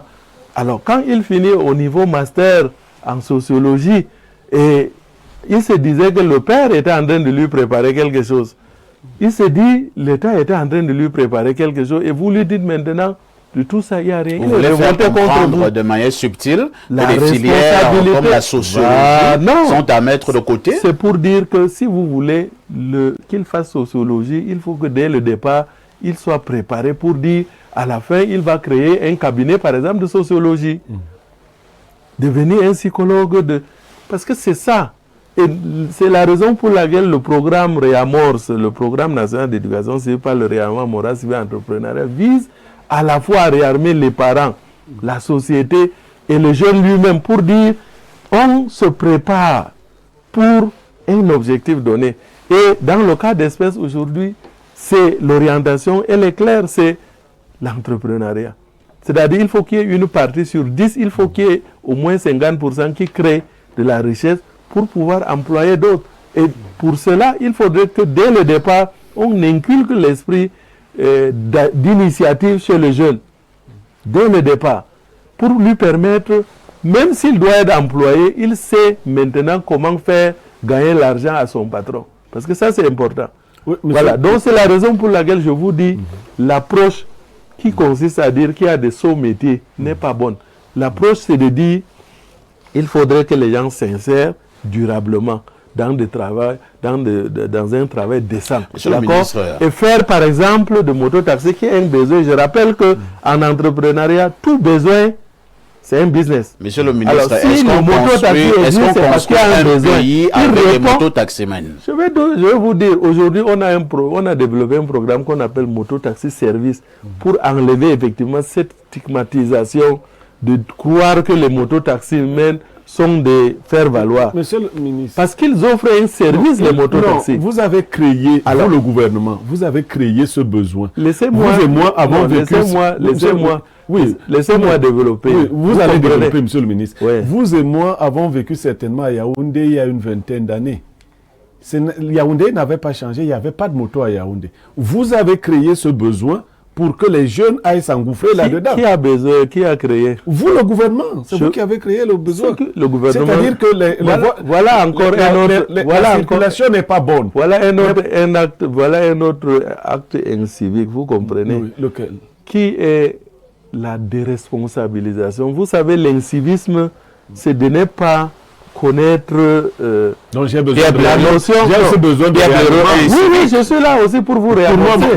Oui, tout à fait. Je suis là pour vous réamorcer parce que la notion aujourd'hui qui crée le problème au Cameroun, c'est que tout le monde croit qu'il y a quelqu'un quelque part qui s'appelle l'État, le gouvernement, qui doit faire des choses à sa place. Non. Vous avez des responsabilités, je ne les ai pas. Oui, mais le gouvernement, dans tout le pays, le gouvernement, il est l'émanation de l'État. L'État, c'est qui? C'est vous, c'est moi. Non, c'est vous l'État, c'est pas moi. Ah non. C'est pas moi. L'État, si, vous savez, tout citoyen, c'est le citoyen de la nation. Vous comprenez? Une nation, chacun a des responsabilités. Vous comprenez? Et en matière de civisme, il y a chacun, un citoyen, ne doit pas attendre de l'État. Il y a des choses... construire des routes. Vous-même, si vous voyez un trou dans la route devant votre concession, vous versez la terre. Vous avez essayé de le faire. Le maire a dit que ce n'est pas les citoyens qui le font. Je vous prends simplement là. Et on m'a dit que non, les citoyens ne le font pas. Oui, mais parce que vous l'avez fait en prenant la mauvaise procédure. Il me fallait je voulais faire. Parce que vous devez être informé sur la procédure. Un bon citoyen, c'est celui qui est informé sur toutes les règles qui gouvernent la nation. Il faut un procédure pour savoir comment faire un trou en route. Comment on fait? On saisit la mairie pour dire j'ai une bonne intention. Parce que c'est écrit, tout ça est écrit, l'administration est écrite, vous comprenez. Malheureusement, on ne lit pas. C'est-à-dire, on ne connaît pas les lois et règlements qui gouvernent le pays. C'est ça l'incivisme aujourd'hui. C'est ça qui fait que chacun est en colère de son côté, croyant qu'il a raison et que c'est les autres qui doivent le faire. Oh, il a une responsabilité là-dedans. Et c'est la raison pour laquelle je vous dis qu'on se dise que le gouvernement, c'est l'émanation du peuple. Vous comprenez? Et cette politique qu'il développe, il ne la développe pas seul. C'est des politiques en matière de jeunesse. Nous sommes en train de réviser la politique nationale de la jeunesse. On a consulté tous les acteurs, les jeunes eux-mêmes, les partenaires. Donc, chacun dit ce qu'il y a lieu de faire pour répondre aux préoccupations de la société. Et donc, en se déresponsabilisant, en étant indifférent, parce que c'est ça l'indifférence. C'est ça qui avait que, vous savez, je sors de lancement de la fête de la jeunesse dans le sud-ouest, où je devais inaugurer un centre multifonctionnel de promotion des jeunes en marge de ce lancement. Ce centre était dans la broussaille sale, mais les gens se sont mobilisés, sont venus s'asseoir pour que le ministre vienne inaugurer ce centre. Alors qu'il aurait suffi simplement un petit acte de volontariat, de citoyenneté. Tout devrait être propre et on l'aurait fait dans de bonnes conditions. J'ai refusé de l'inaugurer. J'ai dit, est-ce qu'il y a des volontaires qui peuvent mettre la propriété sur ce bâtiment? Les jeunes médiateurs communautaires, les leaders du conseil national se sont mobilisés en une journée. En une journée, parce que je leur ai dit, je reviens inaugurer ça le dimanche. Le samedi, ils ont repeint le bâtiment, etc. Parce que je leur ai dit, l'argent qui était prévu pour les locations de tentes, mais c'est ça qui les a motivés, monsieur le ministre. Non, c'est ça qui manque. C'est ça qui manque. Non, ils ont travaillé volontairement. Ça, je vous dis, ils ont travaillé volontairement. J'ai dit simplement que le volontaire, c'est quoi? Le volontaire, c'est qu'on le motive, on lui donne les moyens pour travailler. Il doit manger. Ouais. Voilà. Donc, j'ai dit la nourriture, le repas qui était préparé pour les invités et tout ça, qu'on donne ça aux volontaires pour qu'ils aient la journée, pour avoir l'énergie pour travailler. Merci, monsieur le ministre. Ça a été fait. C'est cet engagement civique que nous souhaitons de tous. Chacun dans son environnement doit dire qu'il fait quelque chose pour sa communauté.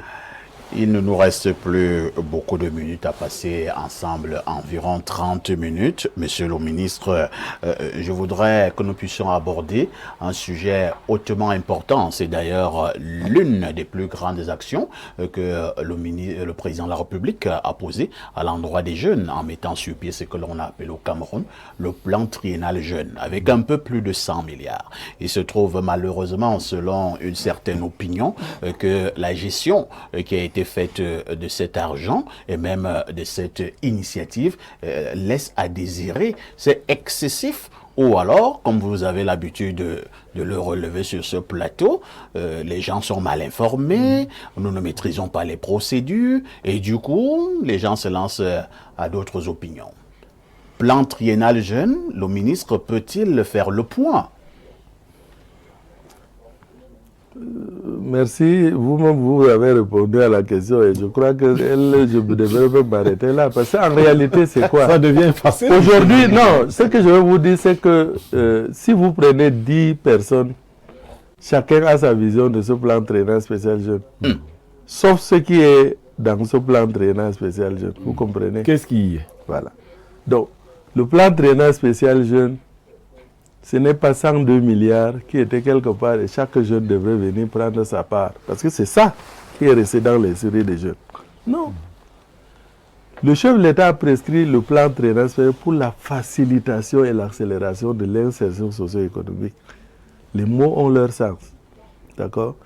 Et c'était pour répondre à un contexte, problème d'information. Parce que les jeunes, ils venaient en 2016, il préparait ce septennat de grandes opportunités pour la jeunesse.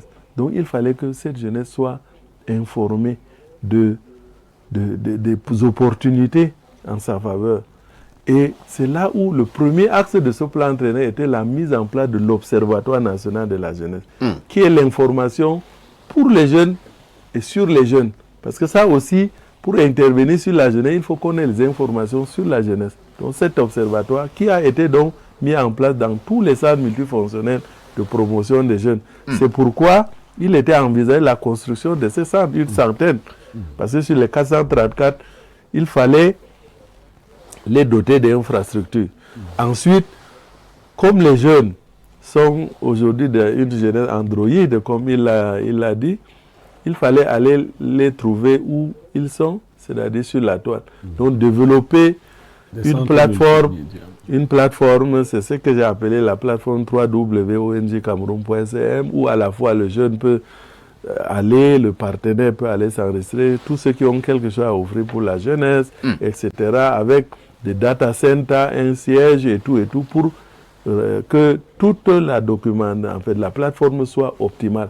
Ensuite, développer un outil important de valorisation du statut de la jeunesse. C'est toujours sur ces 102 milliards. Mais c'est ce que je suis en train de vous dire. C'est-à-dire que le plan avait 3 axes. Le premier axe, c'est ça, parce que si vous mettez l'argent à la disposition de cette jeunesse... Alors, le chef d'État a mis l'argent à la disposition plutôt du ministre pour développer un programme. Oui. Un programme. Ça encore, c'est de l'incivisme. Parce que non, je vais vous dire... Nous allons échanger. Non, parce que, non, ce que je veux vous dire, c'est que il n'y a jamais l'argent ne se met pas à la disposition de quelqu'un. Vous comprenez? Parce que le fonctionnement de l'État, oui, parce qu'on doit savoir, vous devez savoir comment, le fait de savoir comment le gouvernement, l'argent de l'État, c'est un budget. Est-ce que vous comprenez? Ce budget-là, la caisse est unique pour l'État. Vous comprenez? Toutes les recettes, tous les revenus sont dans le trésor public, d'accord?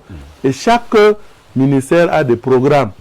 Alors, si le chef de l'État prescrit un programme comme celui-là qui a un budget, ce budget est aux finances, est au trésor, d'accord? Et c'est en fonction des besoins, des axes dont je vous parle là, que l'argent est débloqué en fonction de... L'axe 1, c'était l'observatoire. Pour faire vite, je vous dis, il y avait la carte des jeunes biométriques dont je parlais là, qui doit permettre aux jeunes d'accéder à des services sociaux de base, à des coûts préférentiels, et en même temps permettre que le jeune se valorise et tout. Vous comprenez? Ce axe-là avait un volet. Le deuxième axe, c'était de dire l'insertion, notamment l'entrepreneuriat jeunesse, est une préoccupation majeure, puisque l'Observatoire enregistrait déjà, sur les jeunes enregistrés, 53% cherchaient des financements. Vous comprenez? Oui, donc, l'axe était donc renforcer les programmes pour l'insertion socio-économique de la jeunesse. Et c'est là où les financements devraient être orientés. Et le troisième axe, comme j'ai dit, c'est le développement des infrastructures d'accompagnement de proximité des jeunes, notamment les centres multifonctionnels de promotion des jeunes. Donc, le volet financement. Le deuxième axe qui intéresse vraiment les jeunes. Voilà, qui est donc... Alors, là encore, les jeunes ont cru que c'est de l'argent qu'on allait leur donner. Et ça, c'est un civisme. Toujours. Parce que, oui, parce qu'ils ne cherchent pas à savoir comment on fait pour accéder à cet argent. Qui devait leur dire? Mais c'est nous, et c'est ce qu'on a dit. Est-ce que vous l'avez fait? Mais la plateforme qu'on a créée à l'Observatoire, il suffit d'aller là-bas. Il suffit d'aller dans un centre multifonctionnel de promotion des jeunes. Le mécanisme qui est mis en place, c'est que tout jeune s'enregistre. Vous voyez déjà le nombre de jeunes qui sont exclus, hein, parce qu'il y en a qui ne sont pas alphabétisés, il y en a qui... Ah, non, oui. Je vous dis qu'il y a des maisons des jeunes et des foyers des jeunes qui sont dans les villages. On a mis en place des équipes mobiles d'animation populaire, urbaine et rurale pour aller des caravanes, les médiateurs. Ils sont allés dans tous les villages du Cameroun, monsieur le ministre. Ils sillonnent dans chaque village aujourd'hui, il y a au moins un médiateur communautaire.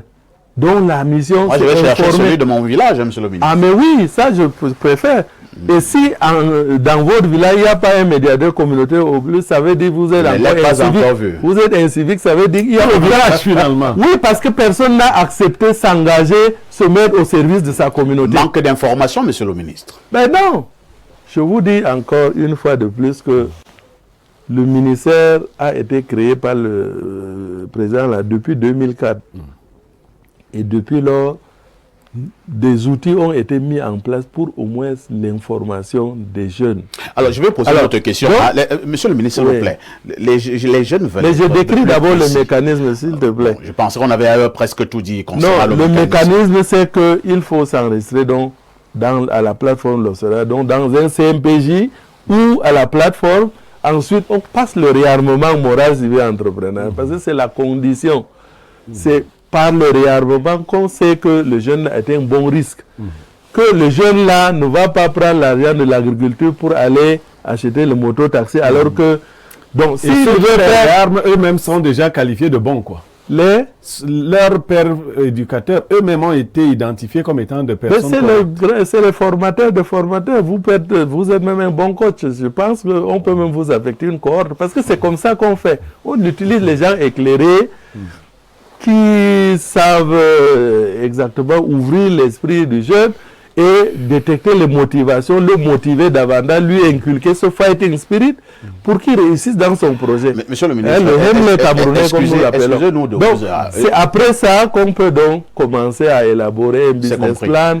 Ensuite, l'argent est aux finances, est viré à la caisse autonome d'amortissement, de la caisse autonome d'amortissement dans les banques. C'est long, hein, monsieur le ministre. C'est pas question de long, c'est le virement. C'est même Et au Cameroun, lorsque ça commence à être aussi long, c'est inquiétant. Non, c'est la traçabilité. Vous dites que l'argent part du ministère des Trésors. Vous savez, vous avez un compte. Il faut encore avoir la chaîne de l'argent. Voilà. L'argent part du Trésor pour la caisse autonome d'amortissement. D'accord? La caisse autonome d'amortissement dans les institutions financières partenaires du programme, c'est-à-dire les établissements microfinance ou des banques pour que ça trouve le jeune là où il est, les microfinances, d'accord, du village ou de l'arrondissement.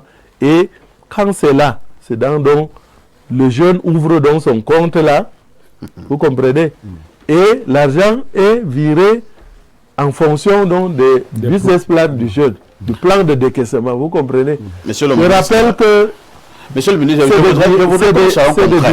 voudrais que nous soyons concrets. Vraiment, les jeunes nous regardent. Excusez-nous de vous acculer sur ce point bien précis du plan triennal jeune. Ça fait couler beaucoup d'encre de salive. Ça continue d'ailleurs à faire couler beaucoup d'encre de salive. Première préoccupation. Pour l'instant, est-ce qu'il y a encore de l'argent concernant ce plan triennal jeune? Et si jamais il y en a encore, il reste combien dans la caisse, dans la cagnotte? Mauvaise question. C'est toujours l'incivisme. Oui, parce que vous savez, le budget de l'État, c'est une prévision, vous comprenez. Le plan triennal, je veux vous dire, le contexte n'a pas permis qu'il s'exécute en 3 ans. Vous comprenez, vous connaissez le contexte. Quand il le prescrit en 2016, la fin de l'année, c'est la crise des régions du Nord-Ouest qui se déclare après Boko Haram qui était déjà là et pour lequel le plan a été prescrit pour résoudre d'ailleurs cette question de vulnérabilité de la jeunesse, vous comprenez. Donc, le contexte de crise n'a pas permis l'exécution en 3 ans. On l'a donc glissé, vous comprenez, pour permettre que le maximum de jeunes qui sont enrôlés, je rappelle qu'il y a 1 150 000 jeunes qui sont enregistrés à la plateforme de l'Observatoire national de la jeunesse, qui souhaitent bénéficier de ce programme. D'accord? Voilà. Donc chaque année, l'État, en fonction des contraintes comme vous le connaissez, essaie de planifier, de programmer un montant du budget dans la loi de finances. Et c'est donc ce budget-là qu'on exécute. Donc, dire maintenant combien reste dans la cagnotte, c'est trop caricaturé. Parce que c'est comme s'il y avait... Si on comprend bien ce que vous êtes en train d'expliquer, j'ai peur que les jeunes qui nous regardent ce matin essaient de se dire que le président les a roulés. Parce que le président ne peut pas prendre... ne peut pas dire, lors d'un discours aussi solennel, qu'il vient de mettre à la disposition de la jeunesse 102 milliards au titre d'un plan triennal jeune, et qu'on venait maintenant sur un plateau de télévision nous dire que c'est une mauvaise question, et que maintenant, en fonction du budget, on essaiera de voir au niveau des priorités gouvernementales, ainsi de suite. Cela signifie que le président de la République a menti, c'est ça? Le président de la République prescrit. D'ailleurs, dans son discours, il a prescrit au gouvernement. Et c'est le gouvernement de rendre ça concret. D'accord? Et je vous dis, ça peut donc le contexte dans lequel...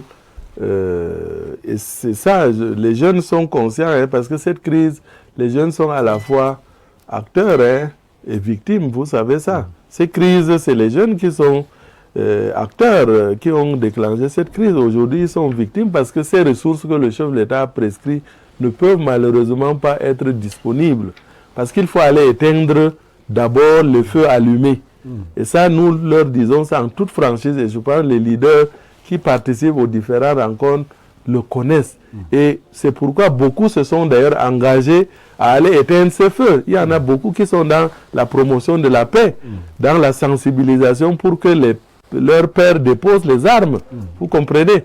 Donc, parce qu'ils sont conscients que si la paix revient, plus de ressources vont être mises à la disposition comme le chef de l'État l'a prescrit. Mais sinon, une bonne partie des ressources sont malheureusement orientées vers les priorités de rétablissement de la sécurité. C'est ce que moi je voulais vous dire. Donc, le gouvernement a été confronté à l'exécution de ce programme, mais le chef de l'État l'a maintenu. C'est la raison pour laquelle il est allé au-delà de 3 ans, parce qu'il a envie de satisfaire ces nombreux jeunes qui aspirent à bénéficier de cet important plan. Oui, monsieur le ministre, dans mes recherches, j'ai retrouvé le Conseil national de l'éducation populaire, CONEP. Vous en avez certainement conscience, ou connaissance certainement. Comment ça fonctionne pratiquement? Alors, le Conseil national de l'éducation populaire, c'est le maillon qui manquait en fait à la chaîne de l'encadrement des associations et mouvements de jeunesse et d'éducation populaire. Parce qu'il a existé par le passé ce qu'on appelait le CONAGEP, le Conseil national de l'éducation de la jeunesse et de l'éducation populaire. Donc, quand le Conseil national a été mis en place conformément à la charte africaine de la jeunesse et tout ça, il manquait un maillon pour mieux maîtriser ces associations qui permettent en réalité, comme je vous ai dit, l'engagement civique de la jeunesse dans des chantiers de développement national, notamment à travers le volontariat. Parce que c'est à travers là que les jeunes à la fois apprennent ce qu'ils n'ont pas pu apprendre à l'école ou performent, n'est-ce pas, mettre de leur énergie dans la résolution des problèmes de société. Voilà. Donc, l'éducation populaire, jusqu'à présent, n'était pas organisée comme les associations de jeunesse. C'est la raison pour laquelle l'an dernier, on a donc créé ce conseil. Est-ce qu'il ne sera pas aussi confisqué le moment venu? Moi, demandez aux jeunes eux-mêmes qui l'ont mis en place, ou les associations, parce qu'une fois de plus, il faut voir les textes. C'est pourquoi il faut aller toujours dans les textes. Les textes existent, vous comprenez. La bonne question, c'est est-ce que les textes sont respectés ou pas? Vous voyez? Parce que là encore, c'est organisé sous forme de fédération.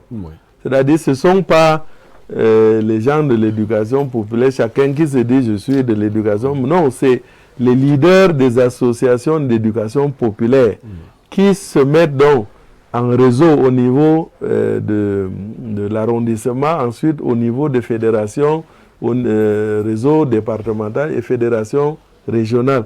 Et puis maintenant, il y a un conseil national. Là encore, c'est des élections par délégués. Donc ça, c'est le texte. Maintenant, la question c'est, est-ce qu'il y a des délégués qui se plaignent que le processus a été entaché dans la mise en place de cet organe? Voilà la bonne question. Pour celui-là, on me dit encore qu'il est crédible. Hein. Et je crois que les autres organes gagneraient à nous donner l'idée de plus de crédibilité. Moi, je pense que tous les organes sont crédibles. Une fois de plus, vous savez, les jeunes, c'est l'apprentissage de la démocratie. J'ai eu des requêtes au niveau, par exemple, du Conseil national de la jeunesse. Quelqu'un, dont est-ce que les parents enseignent bien la démocratie aux jeunes? Qui ne remplit pas les... Parce que c'est pourquoi il est temps d'apprendre aux jeunes pour que... Mais commençons déjà même par enseigner la démocratie aux parents eux-mêmes. C'est ce qu'on leur fait, mais on fait maintenant. C'est notre mission d'apprendre aux jeunes pour que les erreurs, qu'ils ne commettent pas les mêmes erreurs que nous rencontrons aujourd'hui. C'est ça l'anticipation. Monsieur le ministre, au sortir de votre passage devant la commission des finances de l'Assemblée nationale, vous avez annoncé le recrutement de 20 000 volontaires. De quoi s'agit-il et comment cela pourrait se passer? Oui, je l'ai effectivement annoncé. Vous savez que le chef de l'État a promulgué en 2021, le 9 juillet précisément, la loi sur la promotion du volontariat au Cameroun, qui visait donc à créer cet environnement favorable au développement du volontariat. Parce que, comme vous le savez, le volontariat, c'est un puissant outil de développement local. Je vous ai cité tout à l'heure les jeunes, les volontaires, que ce soit les conseils municipaux jeunes, les conseils régionaux jeunes, les leaders du Conseil national de la jeunesse, les parlementaires, tous sont des volontaires. Vous comprenez, chacun dans un maillon d'un problème de la société pour lequel il s'est engagé au plan civique de participer. C'est tout. Donc ces volontaires vont se recruter dans toutes les sphères. D'abord, on a avec les ministères sectoriels, parce que cette loi permet aujourd'hui que les collectivités territoriales et même le secteur privé participent à la promotion du volontariat. Donc c'est cette synergie-là que nous voulons créer. Comment est-ce qu'on les recrute? Il y a un appel à candidature. Chaque année, on lance un appel à candidature pour ceux qui volontairement... Nous allons relayer souvent, hein, parce que... Non, c'est exactement, parce qu'actuellement, on a une base de données, par exemple, le dernier pointage montrait qu'on a environ 12 500 candidats dans la base de données du programme national de volontariat. Parce que la loi a été mise en place et le programme national de volontariat a été institué. C'est lui donc qui est la structure d'envoi. Parce que le volontariat, c'est 3 entités. Le volontaire, la structure d'accueil et la structure d'envoi, donc de régulation. C'est vrai qu'on parlait de volontariat. Cela signifie qu'ils ne seront pas rémunérés? Alors, le volontariat, c'est du bénévolat? Non, il est différent du bénévolat, parce que le bénévolat est plus spontané. Mais le volontariat est un peu régulé. Le volontariat a un contrat de volontariat qui oblige quand même le volontaire à respecter un certain nombre de règles, mais c'est de manière désintéressée. C'est-à-dire qu'il s'engage de manière désintéressée. Ils n'ont pas de salaire. Non, pas de salaire. Et ils mangent quoi? Non. La structure d'accueil met à leur disposition les éléments qui leur permettent de réaliser la mission pour laquelle ils sont. Mais dites aux jeunes clairement, monsieur le ministre, ils veulent savoir ce qu'ils peuvent gagner en étant volontaires. C'est ce mot-là que nous voulons enlever. Nous voulons enlever du vocabulaire du jeune, du Camerounais. Vous comprenez? Servir d'abord et gagner après. Vous comprenez? Parce qu'aujourd'hui, on veut d'abord gagner avant de servir. C'est ça le danger. Vous comprenez? Donc, on veut changer la mentalité pour dire servir d'abord. Et le volontariat, c'est servir d'abord et être récompensé. Est-ce que ça ne peut pas livrer les jeunes? Parce qu'à la fin, on donne ce qu'on appelle le pécule, c'est-à-dire une récompense, qui n'est pas une rémunération. Et même pour les sociétés qui participent au volontariat, cette ressource-là n'est pas taxée, puisque ce n'est pas un salaire. Ce n'est pas un salaire, donc ce n'est pas taxé par les impôts, etc. Vous comprenez? Donc la rémunération du volontaire, c'est un pécule qui permet, qui est une récompense. Maintenant, qu'est-ce que le volontaire gagne? Dans le gain-là, le volontariat permet aux jeunes de développer son employabilité. Avoir de l'expérience. Parce qu'aujourd'hui, tous les jeunes se posent la question pourquoi on demande 5 ans d'expérience, etc. Or, en faisant du volontariat, vous gagnez en expérience. Donc, vous enrichissez votre CV pour donc plus tard être employé. Et comme vous êtes réamorcé, ça veut dire que nous attestons que vous êtes un bon risque. Est-ce que ce concept-là ne traduit pas plutôt une sorte d'enrégimentation de la jeunesse? Parce que c'est pas dogmatique finalement. Il est important parce que rien ne peut se faire sans dogme. Vous comprenez? Aujourd'hui, si nous nous comportons bien dans les religions et tout ça, c'est parce qu'il y a des dogmes. Est-ce que les sociétés doivent entrer dans le RDPC pour bénéficier de ces choses? Je le dis comme ça. Est-ce que c'est une condition? On peut être un jeune du MRC. Je ne vois pas le lien. Oui, mais moi je vois. Je dis parce que chaque Camerounais a une opinion politique. Mais nous sommes dans l'État. Parce que ça, encore une fois de plus, c'est la confusion entre l'État et le parti. Ce sont vos camarades qui font souvent ces confusions. Non. Nous ne voulons pas Il faut savoir que l'État est impersonnel. Ça, c'est le civisme. Il faut connaître ce que c'est que l'État. La notion d'État est impersonnelle. Vous comprenez? C'est pourquoi on dit le chef de l'État.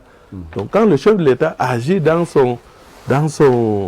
sa mission, il est le chef de l'État. Il n'agit pas en tant que chef de parti. Vous comprenez? Donc, il est important que nous sachions distinguer notre mission de l'État et notre opinion politique. Très bien. On peut être un bon fonctionnaire, un agent de l'État, avoir une opinion politique, mais quand on est dans ces fonctions de l'État, on est dans les règles régaliennes. de la République. Monsieur le ministre, nous lisons encore quelques préoccupations de nombreux téléspectateurs à travers le monde. Je vous amène au 212. Il s'agit d'un téléspectateur du Maroc. Bonjour au Mounouna Foutchou de la modération. Oui. Et au Georges François de la consultation. Tout ce que je demande au ministre de la Jeunesse, c'est d'agir en notre faveur sur la question de la double nationalité. Vous avez organisé des forums pour sensibiliser la jeunesse, en particulier celle de la diaspora, aux opportunités d'investissement. Cependant, tant que cette problématique reste en suspens, investir sereinement au pays demeure un défi. Au mieux, nous nous limiterons à envoyer de l'argent à nos familles pour construire des maisons ou entreprendre, avec le risque que ces biens nous échappent un jour. Et on va voir tonton Blériot pour venir encore dénoncer nos choses. Mais on vous fait confiance. Pour finir sur une bonne note, voici la sagesse du jour. Traitez bien chaque partie de votre serviette, parce que la partie qui essuie votre postérieur aujourd'hui essuiera votre visage demain. À demain 10h. Très bien. Moi, Monsieur le ministre, vous appréciez le proverbe. Je pense qu'il mérite encore de réamorce parce que je ne sais pas qu'est-ce qui le bloque. Parce que c'est ça, le fait de fixer sur la double nationalité qui n'a rien à voir. Pour investir au Cameroun, il y a quel... Demandez à votre chef de lever ce verrou. Vous comprenez? Qui est devenu désuet. Je pense que... On dit d'ailleurs que certains de vos camarades, certains de vos collègues ministres ont la double nationalité. On le dit comme ça. Ben, ils méritent d'être réamorcés parce qu'ils ils vous ont brandé ça. Hein? Non, on le dit. Moi, je suis dans l'information. Parce que c'est lui, par exemple, qui est en train de brander là. Est-ce qu'il est venu oser au Cameroun, on l'a chassé pour dire qu'il est double nationalité? Non, parce que c'est ce blocage-là qu'il faut enlever. Les frères vous arrachent des biens ici en prétextant que vous n'êtes pas camerounais. Vous savez, même si vous êtes camerounais, vous n'avez jamais eu affaire à la loi. Quand vous avez une loi, vous êtes justiciable comme tout le monde. C'est à ce moment, malheureusement, certains utilisent effectivement cette double nationalité en commettant des actes inciviques qui vont contre la loi. Et quand on veut maintenant les poursuivre, ils brandissent la double nationalité. C'est peut-être aussi ça qui empêche. Je ne dis pas que ça justifie, mais... Tous les pays du monde ont les mêmes problèmes, monsieur le ministre. C'est la raison pour laquelle nous ne nous bloquons pas. Alors, avançons. Ce pays nous appartient, construisons-le. Jusqu'au moment où on te dira, et je ne pense pas qu'il y a quelqu'un qui a dit à son frère que lui, il n'est pas camerounais, alors qu'il est venu pour construire la famille. Par contre, il y a des obstacles, et c'est ce que nous essayons de lever. C'est-à-dire, et ça, c'est le mental toujours. Parce que la diaspora n'étant pas sur place, parfois, elle est abusée par la famille, par les amis. Vous comprenez? Oui, mais ça, je l'ai dit aussi à la diaspora, nous-mêmes qui sommes à Yaoundé, on est abusés par les gens du village, ils nous font la même chose. Donc, c'est changer donc cette mentalité. Nous devons donc tous changer la mentalité, la confiance. Vous m'avez fait confiance, il faut que je vous la rende. Et pour régler cette question, nous avons mis en place donc, le pari, j'ai dit, qui accompagne, c'est-à-dire qui sert d'interface entre donc, la jeune de la diaspora et son homologue du pays. Pour crédibiliser, c'est ça qu'on appelait Diaspora and Local Youth Joint Venture. C'est-à-dire, chaque jeune de la diaspora qui veut investir par exemple au pays, choisit, dit au gouvernement qui est son homologue, ils entrent en joint venture, le gouvernement donne sa caution. Vous comprenez? Et comme on a nos centres multifonctionnels qui sont dans toutes les communes, ça veut dire, même si c'est votre propre famille, le chef de centre ou le conseiller en insertion va donner le bon rapport. Ne va pas vous filmer les briquettes alors que c'est la maison que vous vouliez. Donc, voilà comment nous essayons de résoudre. Le gouvernement, son rôle, c'est faciliter, de mettre en place des mesures d'accompagnement. Et donc, c'est ce que le gouvernement fait. Monsieur le ministre, je suis très bousculé. Beaucoup pensent que nous ne voulons pas lire les messages. Je vous amène donc encore du côté de la diaspora. C'est le plus 33, c'est la France. Bonjour, parfait Haïti. Je m'adresse à monsieur le ministre. Chapeau pour toutes ces informations que nous venons de recevoir. C'était important de le savoir. Félicitations à Info TV. Il faudrait que cette émission soit rediffusée pour que nous ayons toujours la bonne information. Mais il peut continuer sur les plateformes, parce qu'il ne faut pas attendre une émission comme celle-ci, alors que toutes les plateformes sont là pour donner ces informations. L'Observatoire national de la jeunesse. Vous êtes en direct sur Info TV, une dernière touche pause et on reviendra pour la dernière ligne droite. Nous nous retrouvons donc sur ce plateau. Monsieur le ministre, comme nous l'avons dit tout à l'heure, c'est pour la dernière ligne droite. Nous allons parler de l'élection présidentielle 2025.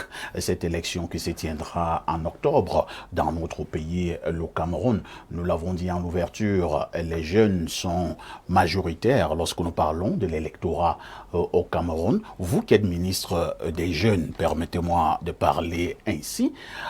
Comment ces jeunes devraient se comporter pour cette échéance électorale au regard de ces indicateurs sur le terrain, indicateurs faits de beaucoup de bruit, j'ai failli dire d'un peu trop de tension? Oui, je pense que le thème de cette célébration leur dit beaucoup d'orientation, à savoir jeunesse responsabilité pour la consolidation, la paix, la sécurité, la croissance économique et le processus démocratique. Je pense que le processus démocratique mérite d'être consolidé à travers cette élection, mais les prérequis, c'est la sécurité, la paix, et c'est ça qui conditionne la croissance économique. Donc, je pense que nous, dans les structures de participation de la jeunesse, nous n'attendons pas qu'il y ait une élection pour encourager les jeunes à la participation politique. Comme je l'ai dit, les structures existent. Nous avons un partenariat d'ailleurs avec ELECAM, qui est la structure qui organise les élections, pour encourager les jeunes à s'inscrire chaque année pour participer. Parce que pour participer, quand vous dites électeur, il faut remplir des conditions pour être électeur. Vous comprenez? Donc, je pense que c'est ce que nous essayons de donner comme sensibilisation, encourager la jeunesse à la participation politique, la préparer au plan pour la transition intergénérationnelle, etc., à travers le Conseil national de la jeunesse, les parlementaires, le Parlement jeunesse, les conseils municipaux jeunes, les conseils régionaux jeunes. Et maintenant, les autres associations et mouvements de jeunesse et d'éducation populaire. Donc, je suis content que les jeunes eux-mêmes, les leaders surtout, ont compris leurs responsabilités parce qu'à l'occasion de cette célébration, ils ont lancé, j'ai présidé cette cérémonie, une campagne spéciale d'éducation électorale pour des élections citoyennes et patriotiques, pour que donc ces élections se passent dans la paix et la sérénité. Très bien. Et ceci à travers donc leurs différents démembrements que notre département ministériel accompagne. D'abord, s'enregistrer pour voter, parce que la plupart du temps, vous savez, on dit les jeunes sont les plus nombreux, mais combien votent réellement? Et puis, c'est par le vote qu'on sanctionne, ce n'est pas dans la rue, ce n'est pas en critiquant. Et donc, c'est cette responsabilité-là, c'est cette citoyenneté responsable que nous essayons d'enseigner à la jeunesse. Au lieu de critiquer, il faut aller se mouiller. Vous comprenez? Voilà. Donc, je crois que cette campagne, nous allons l'accompagner pour que, avant, pendant et après les élections, qu'il y ait de la sérénité, qu'il y ait la paix, et que ce pays, son processus démocratique soit consolidé et qu'il prenne la relève. Et peut-être eux comprendront mieux cette démocratie-là. C'est ce que nous souhaitons.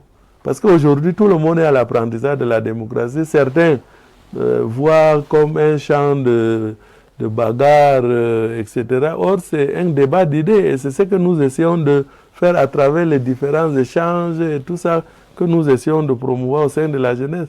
La contradiction, etc.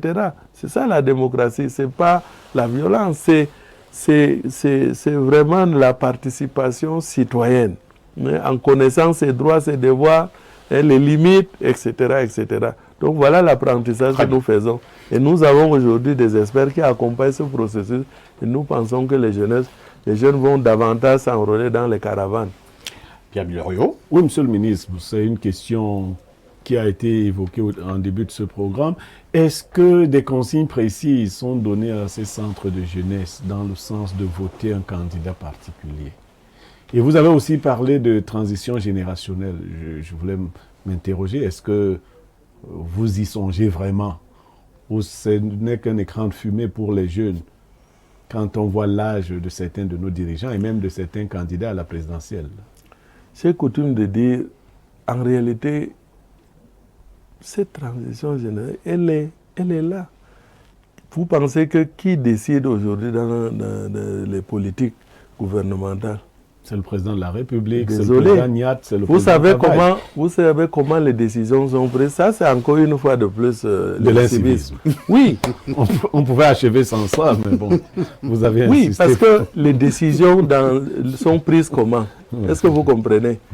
Le ministère de la Jeunesse, par exemple, les décisions, moi, ministre, c'est le cadre de jeunesse et d'animation formé à l'INGS ou bien au Sénages, qui a le dossier, qui fait une note, d'accord, en disant sur telle question, voilà, en tant qu'expert, voilà ce qu'il pense, vous comprenez, et qu'il suggère. Le chef de bureau vise pour dire qu'il est d'accord ou il dit donne son contraire. Le chef de service vise ou donne son appréciation, d'accord. Le directeur, le sous-directeur, le directeur, le secrétaire général. Vous comprenez? Qui est souvent vieux. Qui sont tous... Non, je vais vous dire déjà à partir de chefs de service et même vous savez, chaque année, l'Observatoire national de la jeunesse publie le palmarès jeune. Est-ce que vous comprenez? En bas de la pyramide, c'est-à-dire les décideurs, c'est ce que je voulais vous démontrer, c'est-à-dire les cadres, chefs de bureau, chefs de service, qui sont... Parce que c'est le chef de service qui est le noyau. Parce qu'en réalité... Est-ce qu'il prend la décision, le chef de service? Si, c'est lui, parce que dès qu'il a visé, après le chef de bureau, le chef de... La plupart du temps, les directeurs, les chefs de... qui ont confiance en ce... Parce que vous savez, c'est les structures opérationnelles. La plupart du temps, où ils renvoient et corrigent, etc. Donc, et si le chef quand de ça service arrive chez le ministre, c'est ce que je voulais dire. Et si le chef de service Quand ça arrive donc ça dérangerait? Quand ça arrive donc chez le ministre, c'est mâché. C'est-à-dire aucun ministre ne peut aller contre toute cette expertise, ces éléments. C'est pour cela vous comprenez? Et quand ça arrive, il propose donc aussi au chef de gouvernement, le chef de gouvernement propose au chef de l'État. Vous comprenez? Donc, qui peut avoir d'autres sources parallèles? Parce que c'est là où nous attirons l'attention des collaborateurs de ne pas fausser, d'être droit, d'être rigoureux. C'est-à-dire, après avoir, pour examiner un dossier, il faut regarder tous les contours. Parce que si ça arrive jusqu'en haut là-bas, et que par hasard, d'autres sources montrent que votre dossier a été mal monté, dommage. Vous comprenez? Donc, la décision finale qui est donc prise, qu'il a prise, c'est le cadre qui vient de là proposé. Et ce cadre-là, aujourd'hui, c'est, si vous prenez cette base-là, c'est la jeunesse. Donc, ça veut dire, cette jeunesse qui est à l'apprentissage, et c'est ça qui est très important. Parce qu'il faudrait donc être à l'apprentissage. Pour être convaincant, vous l'êtes, hein, monsieur le ministre. Monsieur le ministre... Ah, je ne sais pas, mais je vous relate la réalité. Tout à fait. Mais, monsieur le ministre, l'élection aura donc lieu en octobre de cette année. Pouvons-nous avoir un espoir, mettez les guillemets à espoir, qu'un jeune puisse être à la tête de l'État du Cameroun? Ou alors, c'est lui qui a toujours eu à gagner, qui gagnera encore? Alors, je voudrais savoir, qu'est-ce qui vous intéresse? C'est les hommes ou c'est le Cameroun qui se porte bien? Les hommes et le Cameroun, les hommes aussi. Vous êtes le ministre des jeunes. Je pense que ce qui est intéressant, c'est tout ce qu'on vient de développer. Qui porte ça? Non, tout ce qu'on vient de développer. Je vous ai dit qui les porte, n'est-ce pas? Ce sont les jeunes qui sont dans cette administration. Quelle que soit la personne à la tête, ils peuvent insuffler depuis le haut, hein, les jeunes. Ils peuvent insuffler depuis le haut. Même, non, ils peuvent aussi. Ce qui est bien, c'est d'insuffler par le bas, parce que c'est plus large. Qu'ils puissent insuffler par le haut. C'est possible, mais je vous dis, ils ont plus de possibilités. Monsieur le ministre, vous ne voulez pas défendre la jeunesse. Même si c'est un génie, une seule personne ne peut jamais insuffler les choses comme une base qui porte cette chose. Ça, il faut qu'on soit clair là-dessus. D'accord?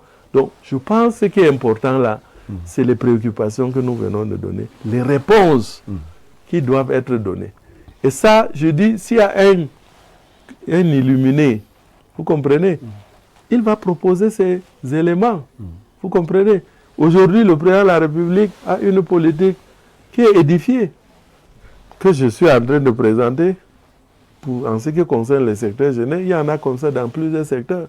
Donc, il revient aux jeunes, et c'est cette responsabilité que nous apprenons aux jeunes, de dire, de regarder ces propositions, et non le sentiment de dire que bon, je veux un jeune, mais et après quoi? Vous avez vu ça aussi, hein, ça peut arriver. Ça commence même d'ailleurs c'est cet apprentissage-là. Vous parliez tout à l'heure de la démocratie au niveau du Conseil national de la jeunesse, de ces structures. C'est ça l'exemple. Vous comprenez? Il y en a qui portent à la tête d'une structure, le lendemain, ils veulent le déposer. Vous comprenez? C'est pour dire, en un mot, qu'il faut voir le Cameroun. C'est pourquoi la campagne même qui est lancée, la campagne d'éducation électorale, son thème c'est le continent d'abord, c'est-à-dire le Cameroun d'abord. Donc le jeune doit voir le Cameroun d'abord et non voir les individus, soient-ils bons parleurs. Monsieur le ministre, entre un jeune et un vieux à la tête d'un État, vous préférez qui? Je prévois le programme qui répond aux préoccupations de la jeunesse. Lorsqu'on est à la tête d'un État, n'a-t-on pas besoin d'un certain dynamisme? Le dynamisme, c'est par les actes, c'est les papiers qui sortent, n'est-ce pas? Le dynamisme, c'est pas danser. C'est pas un travail de terrain non plus. Non, je veux dire, c'est pas danser, c'est pas courir. L'administration, on dit, elle est écrite. Est-ce que vous comprenez? Moi, je ressens le dynamisme d'un patron par le nombre de papiers qui m'arrivent de ce patron. C'est pas par... Donc les vieux sont plus dynamiques que les jeunes. Je ne dis absolument rien à ce niveau-là. Le dynamisme dépend de la capacité. Il y a des gens qui sont des dons de Dieu, qui ont des capacités plus il prend de l'âge, plus il devient plus dynamique, votre patron. Moi, je vous dis, je mesure son dynamisme à partir des instructions, des papiers qui me viennent d'en haut. Ce que j'envoie, comment ils reviennent, c'est ça le dynamisme, vous comprenez? C'est pas par d'autres éléments. Hein? Monsieur le ministre, nous venons de passer pratiquement près de 2 heures de temps ensemble. Au moment où nous nous apprêtons à mettre la clé sur le paillasson, que voulez-vous que l'on retienne?